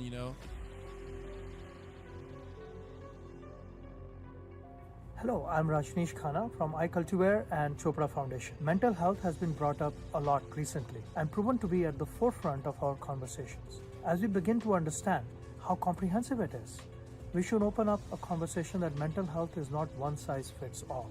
We all need help or just someone to talk to from time to time. Mental health is a very serious thing. So I'm glad that we were able to run this tournament and showcase and just show that and help support that cause, for mental health. So thank you guys so much. Let me go talk to the Esports Tower team. Yo, what's going on, guys? Hey, man. So how did it feel playing against 10s? I'm shaking. Yeah. Shaking the entire time. You guys got rounds, right? So that's all that matters. Yeah. And don't feel down. You literally just played. I feel great right now. Yeah, you guys literally played against one of the most stacked teams, I think, of this tournament. All the people that are watching too, like, you guys can do this as well. You guys can earn your chance. Go look up Esports Tower, and they're doing good things over there.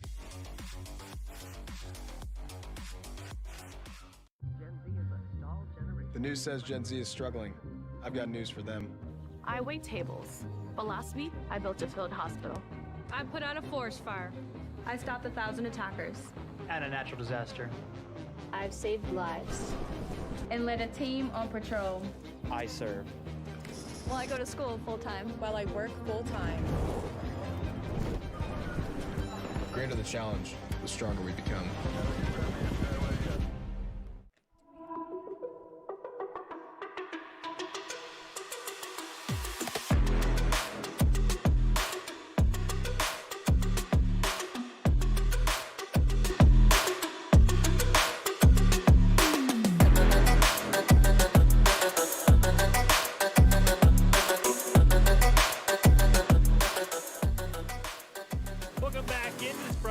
Of the Esports Tower Rumble, broadcasting it live from the Boise State Game Pants Esports Arena. It's our final round of the night in this week's group stage. At the end of the night, we will have our standings heading into next week's bracket stage and see who's going to have the easiest path to a shot at a BFC berth. We've seen some fantastic games of Rocket League tonight, especially from the Barracudas, with some surprise teams like the Yellow Mammoths and the Lynx come alive here and are going to give those Barracudas a run for their money. I could just feel it with Fish and Nerdy Bird here, calling all of the action. If you are just joining us, haven't watched in a while, it is a new format from our old Rumble formats. Week 1, the teams will play best of 5 group play games. All of that will determine the seeding in our round 2, which is our bracket stage, which then they will be aligned. They will play through like our normal brackets, everything a best of 5, and then the winner will qualify for the Box Fight Championship, where they get a chance to play against pros and content creators alike. The Barracudas did it last week, and they're looking well on their way to at least being that #1 overall seed. Because right now, there really doesn't look like there's many people to stop them. But the Lynx forced them to Game 5. There were a couple subs, Nerdy, but I think the Lynx and the Swerve, maybe the Yellow Mammoths, all looking really, really strong tonight. I feel like if eventually, when the Barracudas and the Yellow Mammoths have to go up against each other, Ninja Boy, Dragon Boy, y'all are fantastic and are working well together. However, The aerial play that you see coming out from Quez needs to be stopped somehow, and I feel like the person that can stop it is Mion Switch. So you need to facilitate Mion to be a playmaker and when that game happens. Just do what you can to allow them to get those aerial shots and to be in the air and not have to be in the defensive position to just stop Quez at whatever cost it takes. As we get ready to look at our round 3 matchups, see how the final games of the night are going to break down. I think you make an excellent point, Nerdy, if we do see that matchup, but I don't think it'll be this week. It would just simply be in our bracket stage. Mion Switch would have to shut down Quez. As we mentioned, group play starts off in the first week of the Rumble. Groups of 4, best of 5. All of that is seeding for the finals. For the top 8 teams from the group stage advance. Quarters best of 3, semis best of 5, finals best of 5. That is all coming up next week. Here are our round 3 matchups. We've got the Red Mammoths and the Barracudas, Swerve and the Lynx, Yellow Mammoths and Red Wolves, and Pink Wolves and Blue Wolves. And I think the 2 games you want to watch out for, Swerve and the Lynx, probably competing for that 3rd or 4th place spot. And the Yellow Mammoths, if they're able to take down the Red Wolves, would end undefeated. Would have a very, very good shot of being that number 2 overall seed behind the Barracudas. So we're going to make sure we keep an eye on that. Well, we get Doc's keys to the game for the final time before we head into our round 3 games. They're presented by Esports Tower. Score pro advice at esportstower.com. Don't let them have multiple attempts. Clear the ball at angles, steal boost, and bump and demo to disrupt. It's brought to you by Esports Tower. Improve your game sense, improve your team play, improve your performance under pressure. Get matched with great players and professional coaches to help you rank up. And as we've talked about, I do want to make sure we give a congratulations to all of our Esports Tower Club members who received $322,000 in scholarship awards in the past few weeks. They're not only working hard at their game, they're working hard academically. Huge congratulations to all those players. I know Magic is one of them. Absolutely fantastic to see the Esports Tower. We always talk about that recruiters are starting to take notice, and that number really says recruiters are starting to take notice. That is actually incredible, and I'm a bit flabbergasted as we jump right into our game of the Pink Wolves versus the Blue Wolves, 2 of my favorite colors, so I am not picking favorites this time, as the Demolition comes right up the midfield, opening up a goal-scoring opportunity for, I believe, Blue Wolves right there.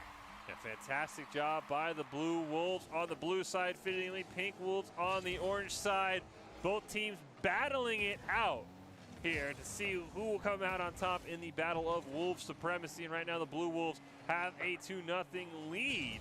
It's actually been Bobbert, who we've been told, who has had a phenomenal series with several crucial goals. We didn't see much of him in our first match with the Blue Wolves, but the fact that all 3 of these members are getting going is there he is, right on cue. Bobbert puts one in to make it a 3-0 lead.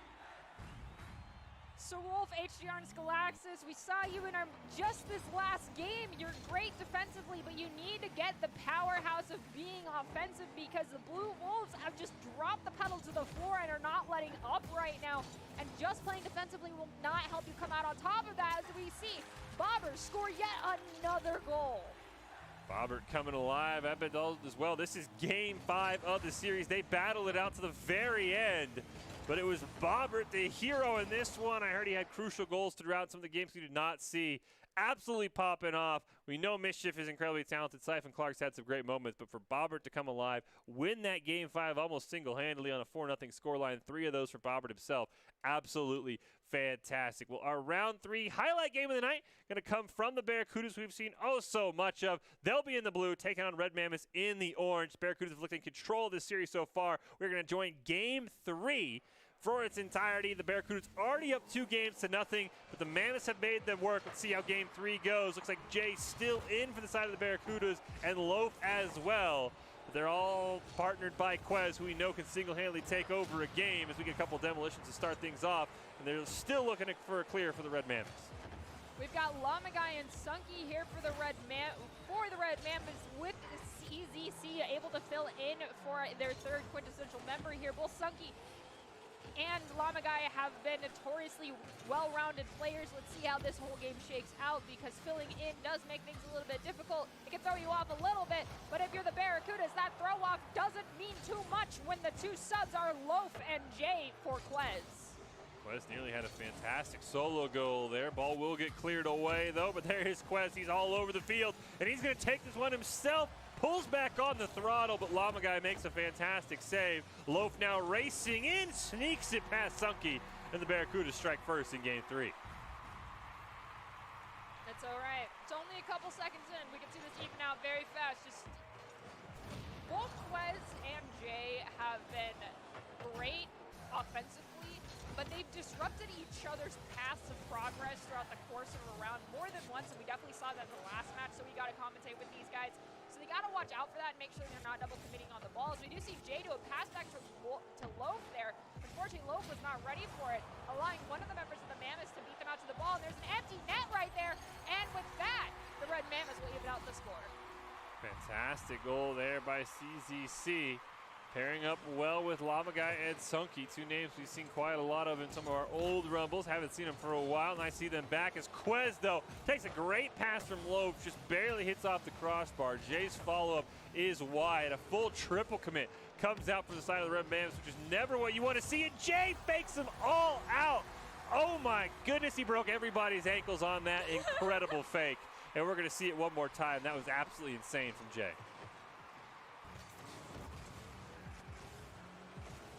See a great start there as well. Unfortunate triple commit here from the Red Mammoths, but then Jay, see, looks like we've got another goal in lifetime as well, but that goal from Jay just so impressive. Now we hop back in. Jay's already scored his second. The Barracudas slow start. Sunky, go Sunky! Oh, after a slow start, the Barracudas starting to look like the team we expect. And there's another shot on goal, hits that corner crossbar. No one's friend. Sunky uses that as an opportunity to try and redirect a pass to midfield, but it's still over here in front of the Red Mammoth's goal. And now the Demolition Derby has begun. People are just throwing each other around. CZZ manages to get a little tab on it, but loses it and pushes Jay away. But unfortunately, the follow-up is still there, and the possession is still in favor of the Barracudas. Wolf gonna at least try and clear that one away from his own goal. Llama Guy gets a great hit on it. We hear Demolition go out right in front of the net, but Llama Guy catches everybody off guard. That Demolition kind of threw things off, and the Red Mammoths sticking tough right now, just down 3-2. That high spike right there, and then the follow-up from CZC was just enough to allow this opening here for Llama Guy to play it over Jay. Jay got blown up. So there goes one of the defensive powerhouses that we normally get. Nicely done on taking advantage of that demo.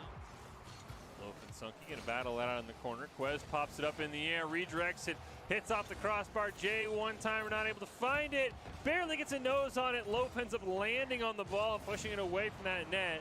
Takes the full boost and immediately gets demoed by CZC. Now Jay wants to keep the pressure on. Ooh, Quez not able to get that pass, and a great clear comes from the Red Mammoths looking to tie this thing up. CZC gets a touch on the ball, spiking it high, but Jay flying in, shoots it across the field. Llama Guy elevating to stop that goal from going in. Jay takes another shot with a follow-up from Quez and Low, but unfortunately Jay got in the path, the lane of that shot, stopping it from going in themselves. Sometimes that happens. And now we've got Quez trying to rush in to get possession of the ball, going into that midfield aerial play. We see them doing a lot. Doing a pass back to Jay, who then elevates, trying to play it around the Red Mammoths team. Unfortunately, goes over a little bit too far. Jay gonna keep this one alive at midfield. Loaf will then tee it off him. Try and clear it to Quez, but a great play there by Sunky to keep that ball just out of Quez's hands. And now they're gonna get a pass back to Jay. Quez gonna take it himself here. CZC and Sunky all retreating. Llama Guy in the net. Loaf shot just barely wide of the net. We're down to our final minute here in game 3. We see Llama Guy get taken out by Loaf right there. Now we've got Quez going up off that sidewall, teeing it up to one of their teammates. Unfortunately, a double commit there is not going to be in their favor. Quez, however, now has a clean opportunity to try and turtle the ball into the net, I think. And unfortunately, they've already flipped back. It doesn't matter. They score another goal, bringing their score to 4. Fantastic goal there by Quez, as you mentioned at one point, was just turtling down the field. And then we get another look at it, just having a little bit of fun with it as this series starts to wrap up. There he is, intentionally flips upside down, tried to turtle it in, ended up getting flipped right side up. I don't think he would have scored if he would have been upside down. Meanwhile, in lifetime, we're actually going to just barely miss a goal going in for, I think, Llama Guy, yeah, and we still have ourselves quite a game here, even with the Barracudas having a little bit of fun. Ooh, Llama Guy gets a nice win on that 50-50. Loaf unfortunately beats them to the ball, though, here in the corner. All three members of the Mammoths are there trying to prevent it from turning over onto their side of the field. Jade plays it over CZC. Loaf is now in position to get a shot on goal. Jade swoops in, unfortunately stealing it away from their own teammate right there. Gotta make sure you're calling out who gets possession on those ones, because I believe, oh, never mind. I I think this is Quez right here. Yes, Quez is now rotating forward, doesn't even need to be there. Bring our score to 4-4. Nicely done. Fantastic goal by, I think, Sunky there in the IndyCar to tie that one up as time expired. Fantastic play, but unfortunately, oh, never mind. Llama Guy with the great recovery. Thought that was just going to be the end of it right there. Loaf trying to center it back up. Sunky comes racing in, can't quite clear it away. Loaf still in the corner, trying to get a pass to somebody. Jay's retreating, squares it up, can't quite find the ball, but Quez is there, trying to center it perfectly to Jay. And even though they get to overtime, the Barracudas come out on top. Of fantastic last goal there in overtime, and the Barracudas will end the group stage undefeated and honestly look like they are well on their way to at least another grand finals appearance and maybe a championship. Who's going to have something to say about that? Maybe the Swerve, maybe the Yellow Mammoths. I'm looking at you two teams. Come on. Let's shut down this easygoing, just undefeated streak right now that these guys have. I'm not saying I want to see them lose. I just like to see competition. That's all I'm here for. Well, speaking of competition and speaking of teams that could maybe knock off the Barracudas, our final premier match of the night is going to be the Swerve taking on the Lynx. Both these teams have had strong runs in the group stage. They've only lost to the Barracudas so far. We know, of course, the Swerves made it to the grand finals last week. The Lynx didn't have a strong week, but definitely had a lot of close games. The Swerve, if they are able to finish this out, will finish as the second seed of the group. The Lynx could steal it, though, with the win, so they're battling for the second seed in their group. Oh. And off the kickoff, Flux is going to bang it in, and the Lynx have a statement early on. Pancake got the first touch, and Flux just calculated that one perfectly. That was easy for them, I bet. This is a stacked Group A. Of course, as the Barracudas, also the Swerve and Lynx, definitely looking like a group that has 3 potential champions in it. We'll see who's going to be the second seed here between the Swerve and the Lynx. As Pancake's going to pass it back. Jay Blank now going to have to be filling in for Loaf, who's kind of doing double duty on the Barracudas as well. And Jay Blank can't quite finish on that one as Jockstrap gets a demo, but the ball's still on that orange side. Lynx looking for a clear, not quite able to find one just yet. Racer and Jay Blank collide. Jay Blank with a double tap right in front of the net, but Hollick's shot is just high. Pancake is there, however, for the follow-up. Unfortunately, Flux will beat them to the ball. Jay Blank and Hollick both rotating back towards the goal now as Racer comes in, misses the ball as Hollick tries to play it over them. Jockstrap spikes it up, and Jay Blank returns it back towards that midfield stripe. Jockstrap put himself in a great position. We've seen these teams both sometimes get a bit too aggressive in their series against the Barracudas. They got to make sure they always have somebody back on defense. Hollick's trying to put it in front of the net, but the ball's too fast. It's going to clear the other corner. Pancake overdrives, ends up getting bumped backwards and hits that ball all the way towards the blue side, but he'll demo Jockstrap, give himself a space. Hollick and Pancake unfortunately collide there, so a little miscommunication happening, something that's got to get cleaned up if they want to come out on top of this one. We see Pancake play it off that back wall. It does drop onto Jockstrap, but Jay Blank takes out Jockstrap. Ball flies over to Racer, and now we've got Flux trying to get a shot on goal that's turned away by Jay Blank. Jay Blank now trying to set up for something, going to get that ball on his hood, pop it up in the air, but Racer's going to have none of that. Pass it to Jockstrap, tries to bicycle it in the net, but the ball's too high. Pancake going to get it over to that orange side, give the Swerve some breathing room. Oh, here comes Hollick's. Read that play perfectly, but the shot's just way wide of the net. We've got it dropping now in mid-flight. Flux tosses it over to the side where Jay Blank comes swooping in. Racer beating them out for possession of that ball. Jockstrap trying to be there for the follow-up. Jay Blank taking out Flux right in front of the net, though. All 3 members of the Swerve are there. Flux finally turning that ball away. Jay Blank pushing away Racer to try and get possession as Jockstrap and Hollick both elevate to get possession of the ball. Jockstrap bails out on looking for a clear, kind of help makes Pancake hit the ball into him, then overdrives it, but Racer's there to bail him out in that corner, looking for a center, and gets it around Jay Blank. Flux there! Pancake makes a huge save! Fantastic effort by Pancake, keeps in a 1-0 game with 2.5 minutes gone by. Racer elevates to get the pass back from Jockstrap. Unfortunately, that pass back's always a risky play because Hollick's got a touch on it, but Jockstrap with the great teamwork there, managed to get it across that midfield stripe. Playing around here in the corner, Pancake overdrives the push onto Flux, but Hollick is there for the follow-up, tossing it to Jay Blank as Jockstrap comes swooping in, getting a shot on goal that's just a little bit too wide to the left. Pollux now racing upfield, starting to run out of time. Barely sneaks by a racer, but I think he clipped him on the way by and made him lose his dribble. Jockstrap can't quite get it past Jay Blank, who's going to take it himself, play it off the backboard. Is there a follow-up? No. Flux just going to clear that one to midfield. Flux takes out Hollix at the midfield, allowing Jockstrap to get possession, tossing it back to Flux here. Jox takes out Hollix yet again off the respawn. Pancake comes in to be the saving grace, playing it off the backboard, getting a nice clear to Jay Blank in front of the Lynx goal now. Hollix is in a centering position, but the ball gets taken away by Razor before they can get the ball past them. Now it's off that back wall. Flux is going to try and take it, but Hollix comes in to just delay it a little bit more, allowing Jay Blank to get a touch on that ball. Jockstrap trying to pass to Flux, get intercepted by Pancake. Racer barely sneaks it around him. Jay Blake inserts himself, steals it away. Now Jockstrap with full control, passes it over to Flux, who's going to pop it up in the air. Looks like he's going to play it himself off the top of the crossbar. There's no follow-up as Jockstrap now finally turns around. He'll take a shot. Jay Blank denies it. Racer just hanging out back there. 1 minute left. The Lynx looking for an insurance goal, and they're not going to be able to find it. And now the Swerve can look for an attack. Pancake clears the ball over to Hollix at the midfield, but Flux is trying to disrupt that passing lane, stealing it away from Pancake. Jay Blake and Racer elevate. Jay gets the better of the touch on that 50-50. Jockstrap now trying to get off the wall here. Hollix beating them to the ball on the ground. Flux plays it around Pancake, now is at the midfield, just has to beat Jay Blake in front of this goal. Jay Blake puts their hood in front of them, stopping that ball from rolling into the goal. Now Pancake has the opportunity to turn this one around back over to the side of the Lynx. 30 seconds left. Swerve trying to send us to overtime. Pancake with possession. Jay Blank's actually going to steal it away from him. That might have thrown everything off. A selfish play at the worst time. Hollix tries to keep it alive. Just 13 seconds on the clock. They need somebody else to help them out as Racer gets it clear towards midfield. They get an assist as well. Jay Blank's demoing in the goal. Final long shot from Hollix. Jay Blank can't redirect it. I don't know if they're going to have enough time. Pancake still hasn't popped up into the air. Jockstrap, however, elevates, and it does eventually hit the ground.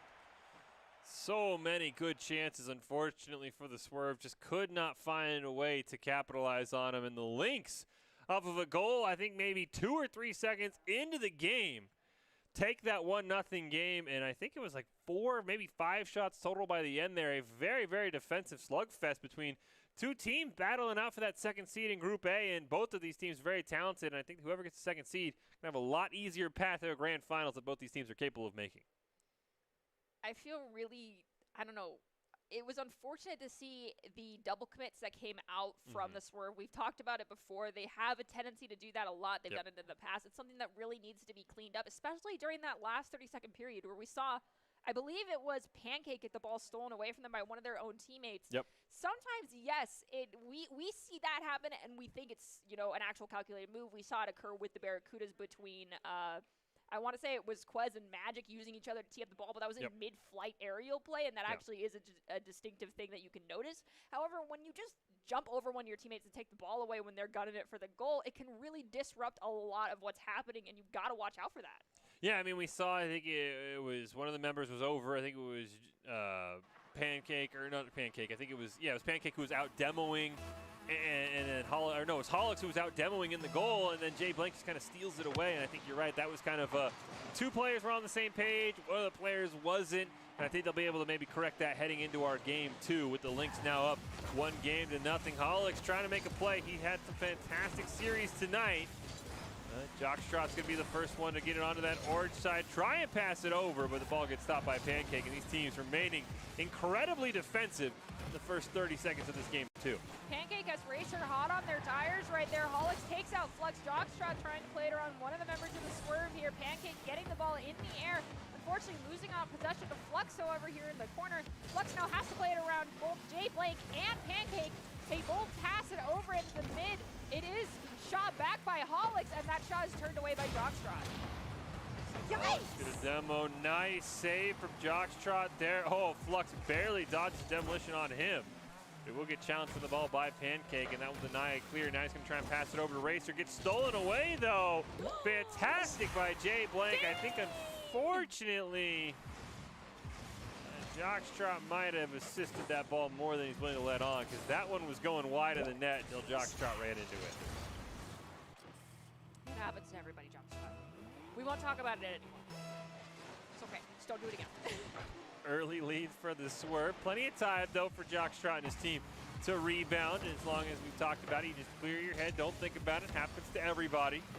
Rocket League is a fast-paced game, and now Flux has an opportunity to get the Lynx on the board. He wants to pass over to Racer. Gets that it was great, beautiful. but Jay Blank with a perfect read and a nice save. Now we've got Pancake tossing it back to Jay Blank. Then Racer elevates, stealing it away from Jay. Holix returns the favor, shooting it all the way over to the Lynx goal in the corner. Racing there to try to beat out Flux with possession as well. Flux has it, but overdrives it. Pancake now reversing to get possession. Pops it up over Jockstrap, but it drops right in front of Racer as Jay Blank takes a shot that's turned away. One more chance here for the Swerve, but that one's going to be turned away. Paul's very close to the net. Holix can't brute force it in. And Jay Blank, one more chance. Oh, a miss there. Now Pancake's got a perfect opportunity. Kind of hits the ball at an awkward angle, though, and kind of cost himself a chance at the goal. The ball's still just bouncing. Finally, Flux able to get a long clear down. Racer going to center it up right for the net. There's nobody there. And Jockstrot redeems himself to tie the game up. All right, there you go. Jocks never did anything wrong. We talked about this a ton in our Swerve and Barracuda series. The Swerve, as talented as they are, a lot of their mistakes self-inflicted, just cannot leave the goal that wide open. That 50-50 ball goes in favor of the Swerve. Pancake getting a nice touch on that one. Jockstrot's going to aerial play. You see Holix take out Racer. Jay Blank elevates, stealing the ball away from Jocks. Now it's at that midfield mark. They're trying to maintain possession, but Racer steals it away here. Now we've got Pancake who comes in. Flux takes out Jay Blank. Jockstrot takes the ball away from Pancake and pushed it just a little bit too far in front of themselves. Holix taking out Jockstrot to get possession of the ball, though, playing it off the ceiling, dropping it in front of Jay Blank. It's stolen away, though, by Flux. Racer with a great clear down. Pancake, though, looking to be in perfect position. Racer kind of gets a second touch on it, so Jay Blank will steal it and hit it towards midfield, but Jockstrot reading right there, going to get that full boost. Cleared away, though, by Holix. Jay Blank now waiting. He's got a couple of teammates in midfield. Tries to pass it to Pancake, but Jockstrot with a great intercept, and now they've got to retreat. It's Flux and Racer. Racer with a great bump out of the way to give Flux a clear shot on net. It's Demolition Derby here tonight in the realm of Rocket League. Not as many demolitions as we've seen in the past. There was a couple moments where there was a lot happening, but the bumping being used to the advantage of the offensive players is definitely coming out strong this evening. One of the most aggressive games we've seen all night in terms of just demolitions and bumping out of the way. And it's given the Lynx a 2-1 lead. Just under 2 minutes left. Pancake trying to dribble it past Racer, but Racer just having none of that and just steals it away, hits it down into the corner, gets it around Jay Blank right in front of the goal. But Holix is there for the nice clear. Jockstrot going to keep the possession alive for the Lynx. Looks for a centering pass. Pancake, though, just going to bump it out of the way. Try and get around Flux. Can't quite do it, but at least denies a shot on goal. Holix spikes the ball down to Jay as Racer comes in and slaps it back towards the goal. Holix now pops it up. Jockstrot will elevate to knock it back into the corner here in front of the Swerve goal. Flux with the follow-up. It has a nice centering shot for Jocks. Unfortunately, it is spiked high in the air by Holix. Flux once again centering it up. Pancake turning that one away, sending it all the way back towards the other goal that's completely open, bringing our score to 2-2. Great cross-map goal here for Pancake. Just gets a touch on it. Nobody back for the side of the Lynx, and that can happen. Fantastic play by Pancake to tie this game up. Minute 15 or so left on the clock. Anybody's game is Flux with a great win off the kickoff. Oh, Jay Blank barely gets a clear on the give and go here. Great shot, but Racer's going to turn it away. Jay Blank takes out Jockstrot in the goal. Pancake centers it up for Holix, but unfortunately Holix overdrove that one. Flux now with a shot on goal. No one's there, and it goes in. Both these teams with a bit of defensive breakdowns. You see everybody for the Swerve racing back. Jay Blank's going to get a nose on it, but that ball was going in regardless. And just like that, the Lynx have grown their lead. A little over a minute on the clock, or just about a minute. Thunder looks like, and we'll see what the Swerves can do here to try and maybe force us into overtime. Jockstrap plays that one off the back wall, sending it over to Racer from a shot on goal. Jay Blank elevates, play it off the wall to Pancake, who misses the ball, and then we have Jockstrap come in with a shot on the blue goal. It does go a little bit wide. They're there for their own follow-up with Flux in their wing, waiting to help them out. Pancake playing off the back wall. And Racer coming in to try and get possession of it, but loses it out because all three members of the Swerve are on them. See Pancake dribble that one above his own net. Under 30 seconds left now for the Swerve. We're trying to avoid going down 2-0 in this series.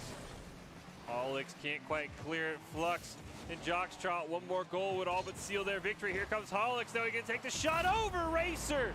And with 10 seconds on the clock, the Swerve have tied the game. Overtime? Are we gonna see another overtime? We might, we still got a kickoff to go for here, and both these teams have had, I think, at least one kickoff goal so far tonight. Avoid the zeros on the clock, it should jump up to about 10 seconds. Oh, huge whiff there. Luckily, Pancake able to bail him out. Jay Blank's going to deny that. And the Swerve, I think, are just trying to play for overtime with a nice defensive demo. Pancake has possession in front of their own goal. They spike it high, however, allowing Jock trying to get a shot on goal. It will hit the ground, though. We are in overtime. Let's hope it doesn't end off of the kickoff goal, though. Pancake with a very nice win. Jockstrot immediately responds, though, going to carry it on to that blue side. Jay Blank hits it off the roof, barely misses there. Pancake now racing down. He's got Jay Blank in front of him. Racer's able to disrupt that one before he gets blown to smithereens, but Flux going to use that to clear it away, keep this game going. Holix is getting thrown around a little bit as we see Jockstrot elevate, spiking the ball high. Jay Blake stealing it in mid-flight, playing it off the ceiling, dropping it down to Pancake. Jay Blake comes back in, gets the shot over into the in front of the goal of the Lynx. Racer is there to prevent it from easily going in. Pancake's there for the follow-up shot, as is Holix, but none of them can find the back of the net. Flux now has it, taking across the midfield stripe now in front of the Swerve goal. Great play by Pancake. You saw him for a moment think about maybe trying to get a follow-up shot, but recognized he had to get back defensively to slow down Flux. Now Jay Blank sets it up, gets it around Racer. Can't sneak it around Flux, though. Pancake keeps it alive. Still going to run into Flux. Ball gets cleared to that orange corner where Holix is waiting. Flux going to stop that clear. Here comes Jockstrot. He can win it right here, but he just barely misses on it. And the ball is going to just bounce harmlessly in front of the net.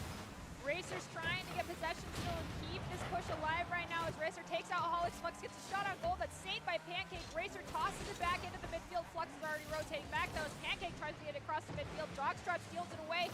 Holix elevates, slapping it down into the corner here. And Racer comes back in, getting a shot on goal. Jay Blake elevates it just a little bit too high. There's a demo in the goal. It's an open goal opportunity, but no one's there for the follow-up. Lynx with so many opportunities, and Holix is just gonna end it from midfield. After surviving 4 point-blank shots to the crossbar, Holix has had enough of that for the midfield stripe. He wins game number 2. It's the tuxedo skin. It's something. I don't know how the Swerve won that game. The Lynx had so many opportunities. If you're a Lynx player, you've got to be kicking yourself right now in between games because you had a fantastic demo by Racer. There was nobody in the net. I think Flux had the shot, and he just rushed it a little bit and hit it off to the side off the crossbar.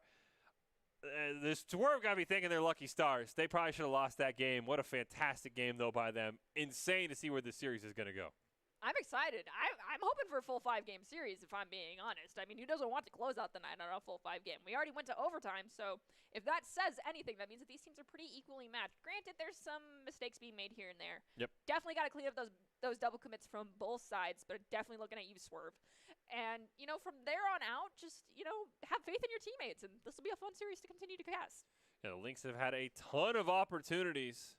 See if they can capitalize here in Game 3. Series tied at 1 aside. Winner will claim second seed in Group A to kick off game number 3. Flux with a great start, but he overdrives the ball, so Racer's got to recover it for him, and Holix just going to clear it down. Gets punched right back, though, by Jockstrot, and then that pancake shot gets turned away. Jay Blake racing in, sneaks it under, actually. I don't think he had any business scoring that goal, but he's going to put the Swerve on top early in Game 3. Oh, they played it underneath Racer. Racer, you tried the best you could. I mean, what do? You got a 50-50 shot. Do I go high or do I go low? And unfortunately, you went high, and that wasn't the right decision. Holix trying to play it around Jockstrot, not quite able to. Pancake's gonna get a shot, and the Swerve realize that they are thanking their lucky stars to be tied in this series, and they're not gonna waste an opportunity. They're already up 2-0 here in Game 3. They just have to keep that up and don't get overzealous and do not double commit and try to be the golden child in this game, and make sure you remember you have teammates, Swerve. That is how you're going to ultimately win out if you do actually win this one out. As we see another shot on goal. Just barely saved by the crossbar there. Jockstrot and Flux managed to get possession and moving around one of the members. It looks like Holix away from the ball, but Pancake gets a shot on as Jockstrot turns that one away all the way to the midfield.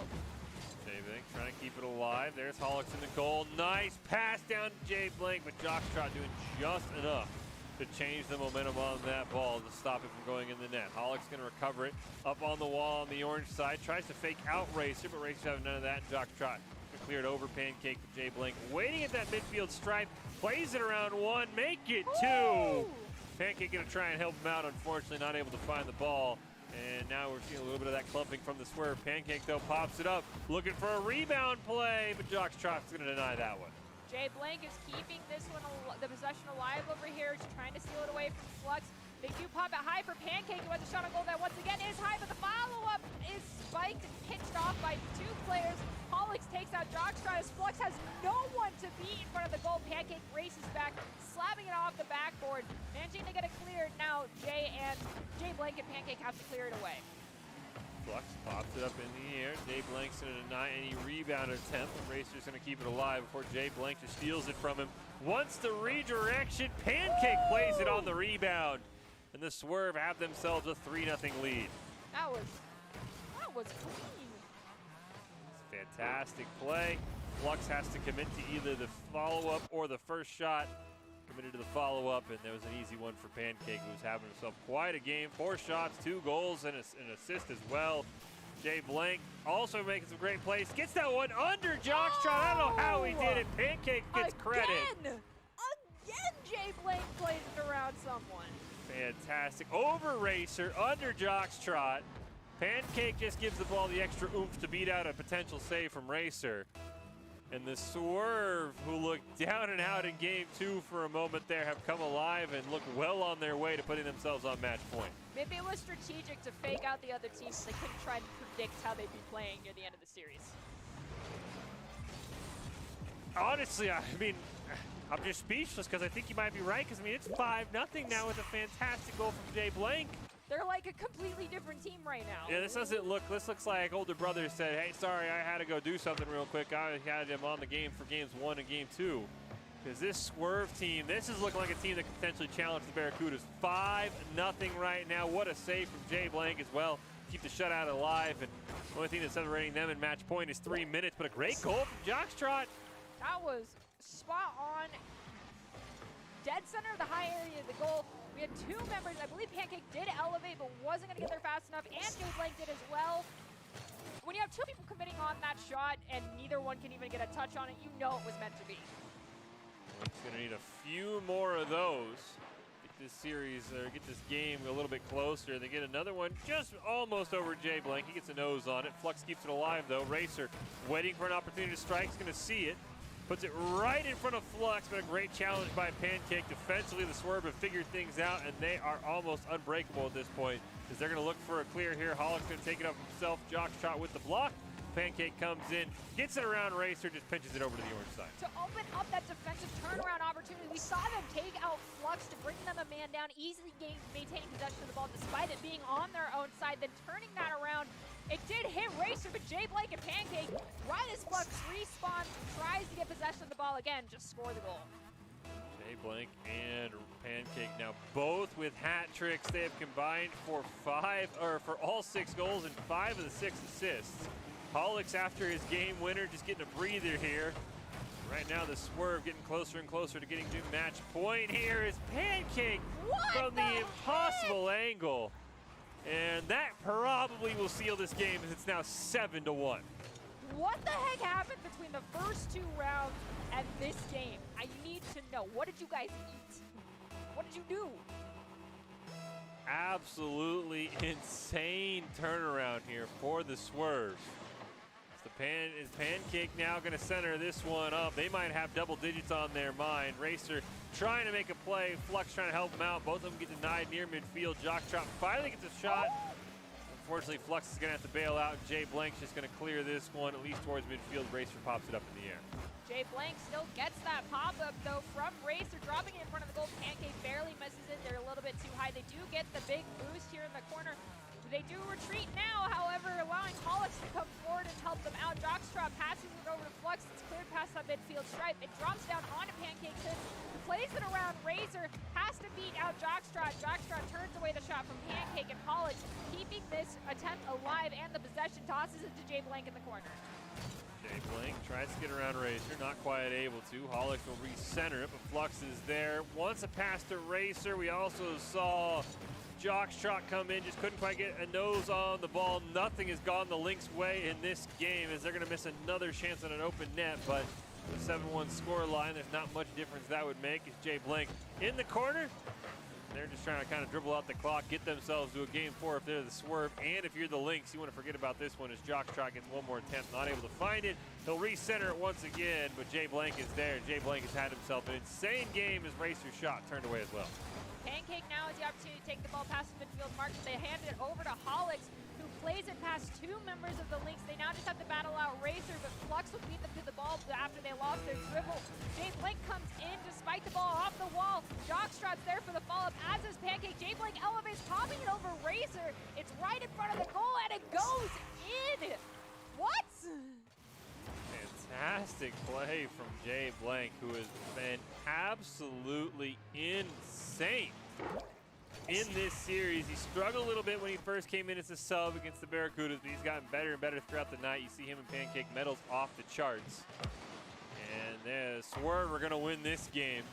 The only question is by what scores. They have plenty of time left to put up another goal or two as Jay Blank nearly puts in a bank shot.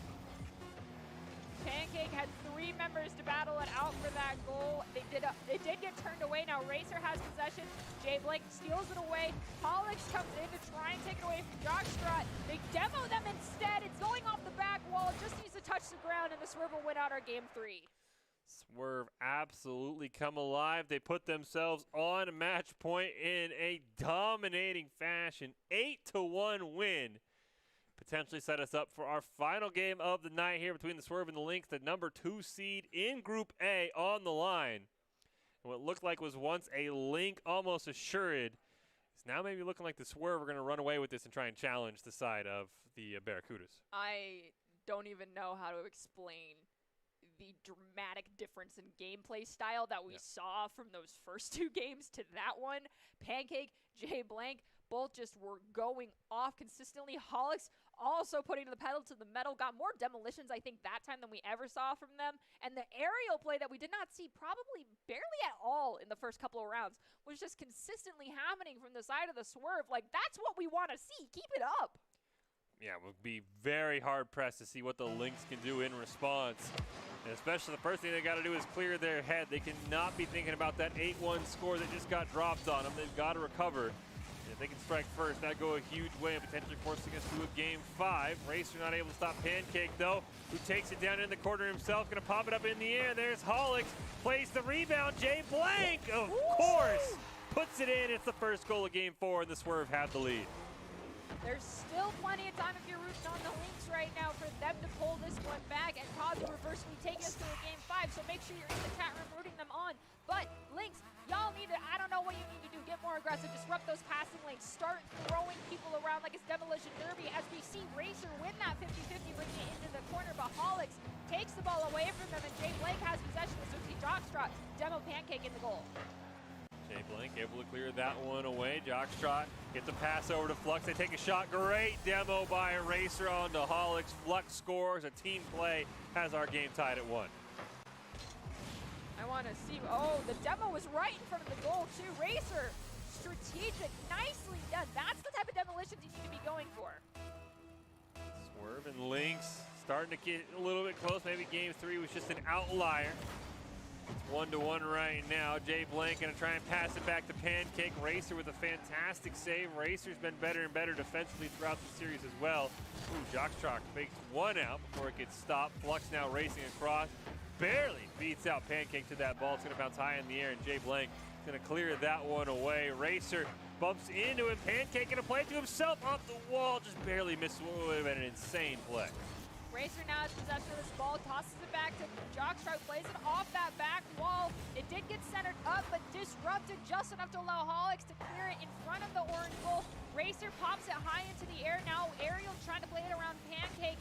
Then the follow-up from Jay Blank will keep the possession alive here for the Swerve. Pancake's there as well. Gets a centering shot, but Flux sending it across the midfield stripe, playing it over Holix. Jay Blank can't get it around Jockstrap. Pancake in the goal, barely pushes it away before Flux came racing in. Racer now barely gets it around Pancake, trying to set up Flux, but there's Jay Blank with the ball. Pops it up over Flux. It's him versus Jockstrap. He tried to fake him out, but Jockstrap learned from last game and makes a great save. We've got Holix now trying to challenge Razor for possession with the help of Pancake, playing it off that corner. Flux ends up with possession, however, popping it over one member of the Swerve, but Holix does enough disruption to slow that one down. Jockstrap elevates, trying to get a touch, misses it. Holix plays it off the wall, sending it to Pancake, who now has to play it around Racer. They managed to do that. Now it's just Flux in the goal, but Flux steals the ball away. Jay Blank looked like he was looking for a pass, but nobody was there. Pancake gonna pass it to Jay Blank. Oh, just hit it a little too hard. They had a wide open net. Jockstrap now with possession, racing across. Pancake is there, and he'll just sandwich it and launch that ball all the way back to the orange side. Flux gets a nose on it. Racer's gonna put it towards midfield. There's a demolition. Pancake's getting boost though, so he's gonna allow Flux to have full control of this ball into the corner. Loses control when he has to bump into him, and Racer gives his team a chance here before Jay Blank clears it away. Got Jockstrap trying to get it away from Jay, but Jay spikes it all the way across the field. It does land in front of Flux. Pancake is there to challenge them for that possession. Jockstrap trying to play it off that corner to get it clear. Jay Blank disrupts that plan easily. Pancake comes in as well. It spikes off the high ceiling. No one has a clean possession. Flux elevating. Now we've got Holix also elevating, bringing that perfectly to spike the ball down to Jay Blank. Flux nearly had a chance here under 2 minutes. Swerve looking to win this series, get the second seed. Pancake trying to get control of that ball. Finally does. Can't sneak it around Jockstrap though. And now it's up to Holix, who barely gets a nose on it. Plays it around Flux as well. Racers has got to retreat. Here comes Jay Blank. He's going to challenge him in the corner. Centers it up for Pancake, but the shot just goes wide of the net. Holix comes in, centering the ball once again. Do they get the double tap to get the shot in? And unfortunately, he's turned away by one of the members of the Lynx for them. Now we've got Flux trying to play around Holix. Holix reaps that one, however. Now we've got Racer, the shot on goal to Flux. Pancake saves it, taking it off the back wall. Now trying to drop it down, but Jockstrap disrupts the process of bringing it across the midfield stripe. It's in the air. Racer comes in to spike it down, and it is turned away by Pancake. Jockstrap can keep it alive near midfield. Wants to pass it over to Flux. Oh, bad touch there. They got to be careful. Jockstrap will just blast to the other side. Razor now with a great opportunity. Ball just barely goes over his head. Demo's going to go on to Holix, but he should respawn in time. But he actually respawns in front of Pancake. That's going to cost him the full corner boost as well. Could be a huge turning point here as now Racer's able to recover. It looks like the Swerve have gotten out of the way of what could have been a dangerous situation. Got 40 seconds left on the clock with a 1-1 tie score, completely different than what we got to see in the last round. Pancake's retreating to make sure that ball is not in front of an empty net. Flux is trying to battle it out for possession. Pancake gets it, but Jockstrap playing it off the wall.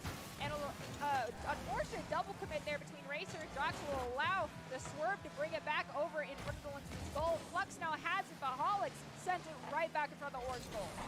Jay Blank barely gets it around Racer. Here comes Pancake off the top crossbar. 14 seconds on the clock. A fantastic play in the corner from Jay Blank to barely center it up. Pancake shot could not have been at a different angle. And we'll see what the Lynx can do here in what could be their last kickoff of the night. Jay Blank wins that 50-50. Flux is ready, however, going off the wall. Pancake steals it away. Racer elevates, spiking it high in the air. Jay Blank drops it down onto the ground. Holix also elevating. Jockstrap now in the air, trying to score the last goal to even out this game. Just 1 second on the clock when the ball touches the ground. That is the end of this game. And with that, the Swerve will win it out. Swerve with a 3-1 series win.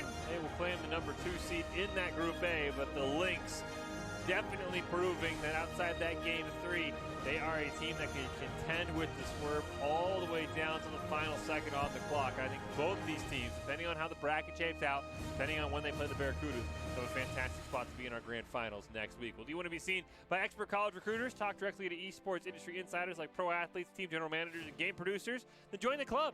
Esports Tower players get insider access to industry insights. With our featured Rumbles, recruiters are taking notice as well. Remember that $322,000 in scholarships offered in the last few weeks. Esports Tower players, they're definitely taking notice. It's a great way to score exposure if you're looking to start your path to pro or land a collegiate scholarship. Go check them out at esportstower.com. And Let's take a look at our final groups play of the night here. We see the Lynx, Swerve, and Barracuda all coming out on top in Group A. Meanwhile, it's the Yellow Mammoths with a clean win in Group B. And I think overall, a fantastic night of Rocket League. We see our group play standings here. Barracuda's the Yellow Mammoths, Swerve at 3, the Lynx in that 5th seed, going to be kind of hard to come back from. But overall, fantastic night of Rocket League. I'm excited to see the matchup between the Yellow Mammoths and the Barracudas, if I'm being honest, because y'all went above and beyond what I anticipated seeing at all this evening, and you've definitely been working on your aerial play. It shows, and I'm excited to see what you guys bring to the table next week, especially because you're gunning for a title. Will you be able to take it away for the Barracudas, or will they take it again? I mean, I think the other matchup you got to watch out, maybe the Swerve or the Lynx taking on the Yellow Mammoths, because I think those teams, all 4 of them, or all 3 of them, the Yellow Mammoth, Swerve, and Lynx, are kind of battling for that second spot behind the Barracudas in the grand finals. But you never know. We saw the Lynx take the Barracudas to Game 5. An upset could happen. Only time will tell. As we start to put a bow on tonight's Esports Tower Rumble, we got to have our ICCU player of the game. Nerdy, do you have any thoughts before we find out who it is? Pancake. My vote goes to Pancake. I think Pancake or Jay would be my 2 guesses. I think that they did a fantastic job in that final series for the Swerve. Oh, is it going to be me on Switch? It's me on Switch! Congratulations! It is going to be me on Switch. As you mentioned, one of the star players alongside Ninja Boy Gaming and Dragon Boy on that Yellow Mammoths team who went undefeated in Group B. And if they play the Barracudas, I think that me on Switch is going to have a very tough job. So a very deserving ICCU player of the game for him, who had some fantastic goals when he came out of that defensive position in the series we saw. Don't forget the ICCU player of the game, brought to you by the Idaho Central Credit Union, because a great player makes a team more successful, just like Idaho Central is helping members achieve financial success. Me on Switch is your Idaho Central Credit Union Player of the Week for our group stage in the Esports Tower Rumble, and helped this team get to that 2nd seed with an undefeated record. Cannot wait to see what Me on Switch, Ninja Boy, and Dragon Boy can do next week in our bracket stage. Meon, bring in that aerial play. Shut down Quez. Quez, nothing against you. You know that I think you're a fantastic player, but I want to see someone go toe-to-toe with you. Hard pressed for anybody to be able to stop the Barracudas. Even with some subs today, they still look fantastic. If you get Quez and Magic, haven't seen Prodigy in a few weeks, but he was fantastic when we saw him. I think Drift was also phenomenal. Very, very hard to stop that Barracudas lineup. But as we prepare to close out the night, any final thoughts, Nerdy, on what we saw tonight and how our bracket stage is looking for next week? I mean, that was some fantastic RC car soccer in my opinion, but guys, clean up the double commits. Y'all have been playing together for a hot minute. Even if you have swapped rosters around, you've at least played with each other a couple of times. Get on those comms, call it out, make sure you're communicating, and don't let those easy goals happen anymore. I don't want to see it again next week.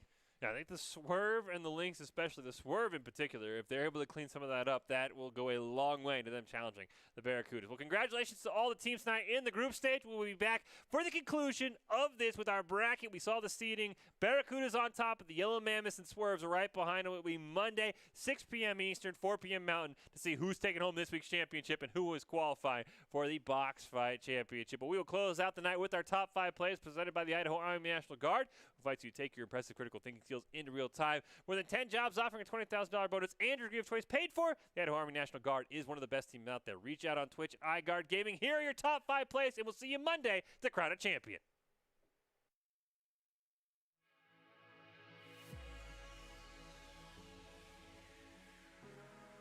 Though, who takes it down himself, gonna pop it up in the air. There's Hollix, plays the rebound. Jay Blank, of course, puts it in. It's the first goal of Game 4, and the Swerve have the lead. There's still plenty of time if you're rooting on the Lynx right now for them to hold this one back. Take us to Game 5, so make sure you tap way over to the King Bull's goal. Now we've got Sir Wolf trying to battle out Ninja Boy Gaming for possession here, but Ninja Boy playing it off the back wall to himself with the double tap. He finds the goal. Fantastic goal here from Ninja Boy to be able to double tap that ball in a way that going to slowly push it in. Nothing you can do if you're the side.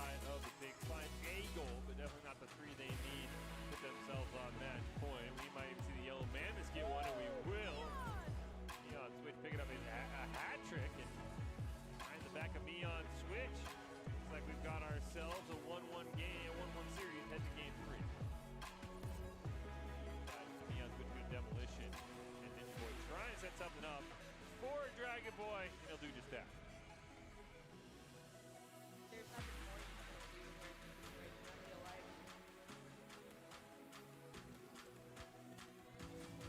Panthers have done a great job first couple games of the series. Incredibly close. Keep alive for now. Keeps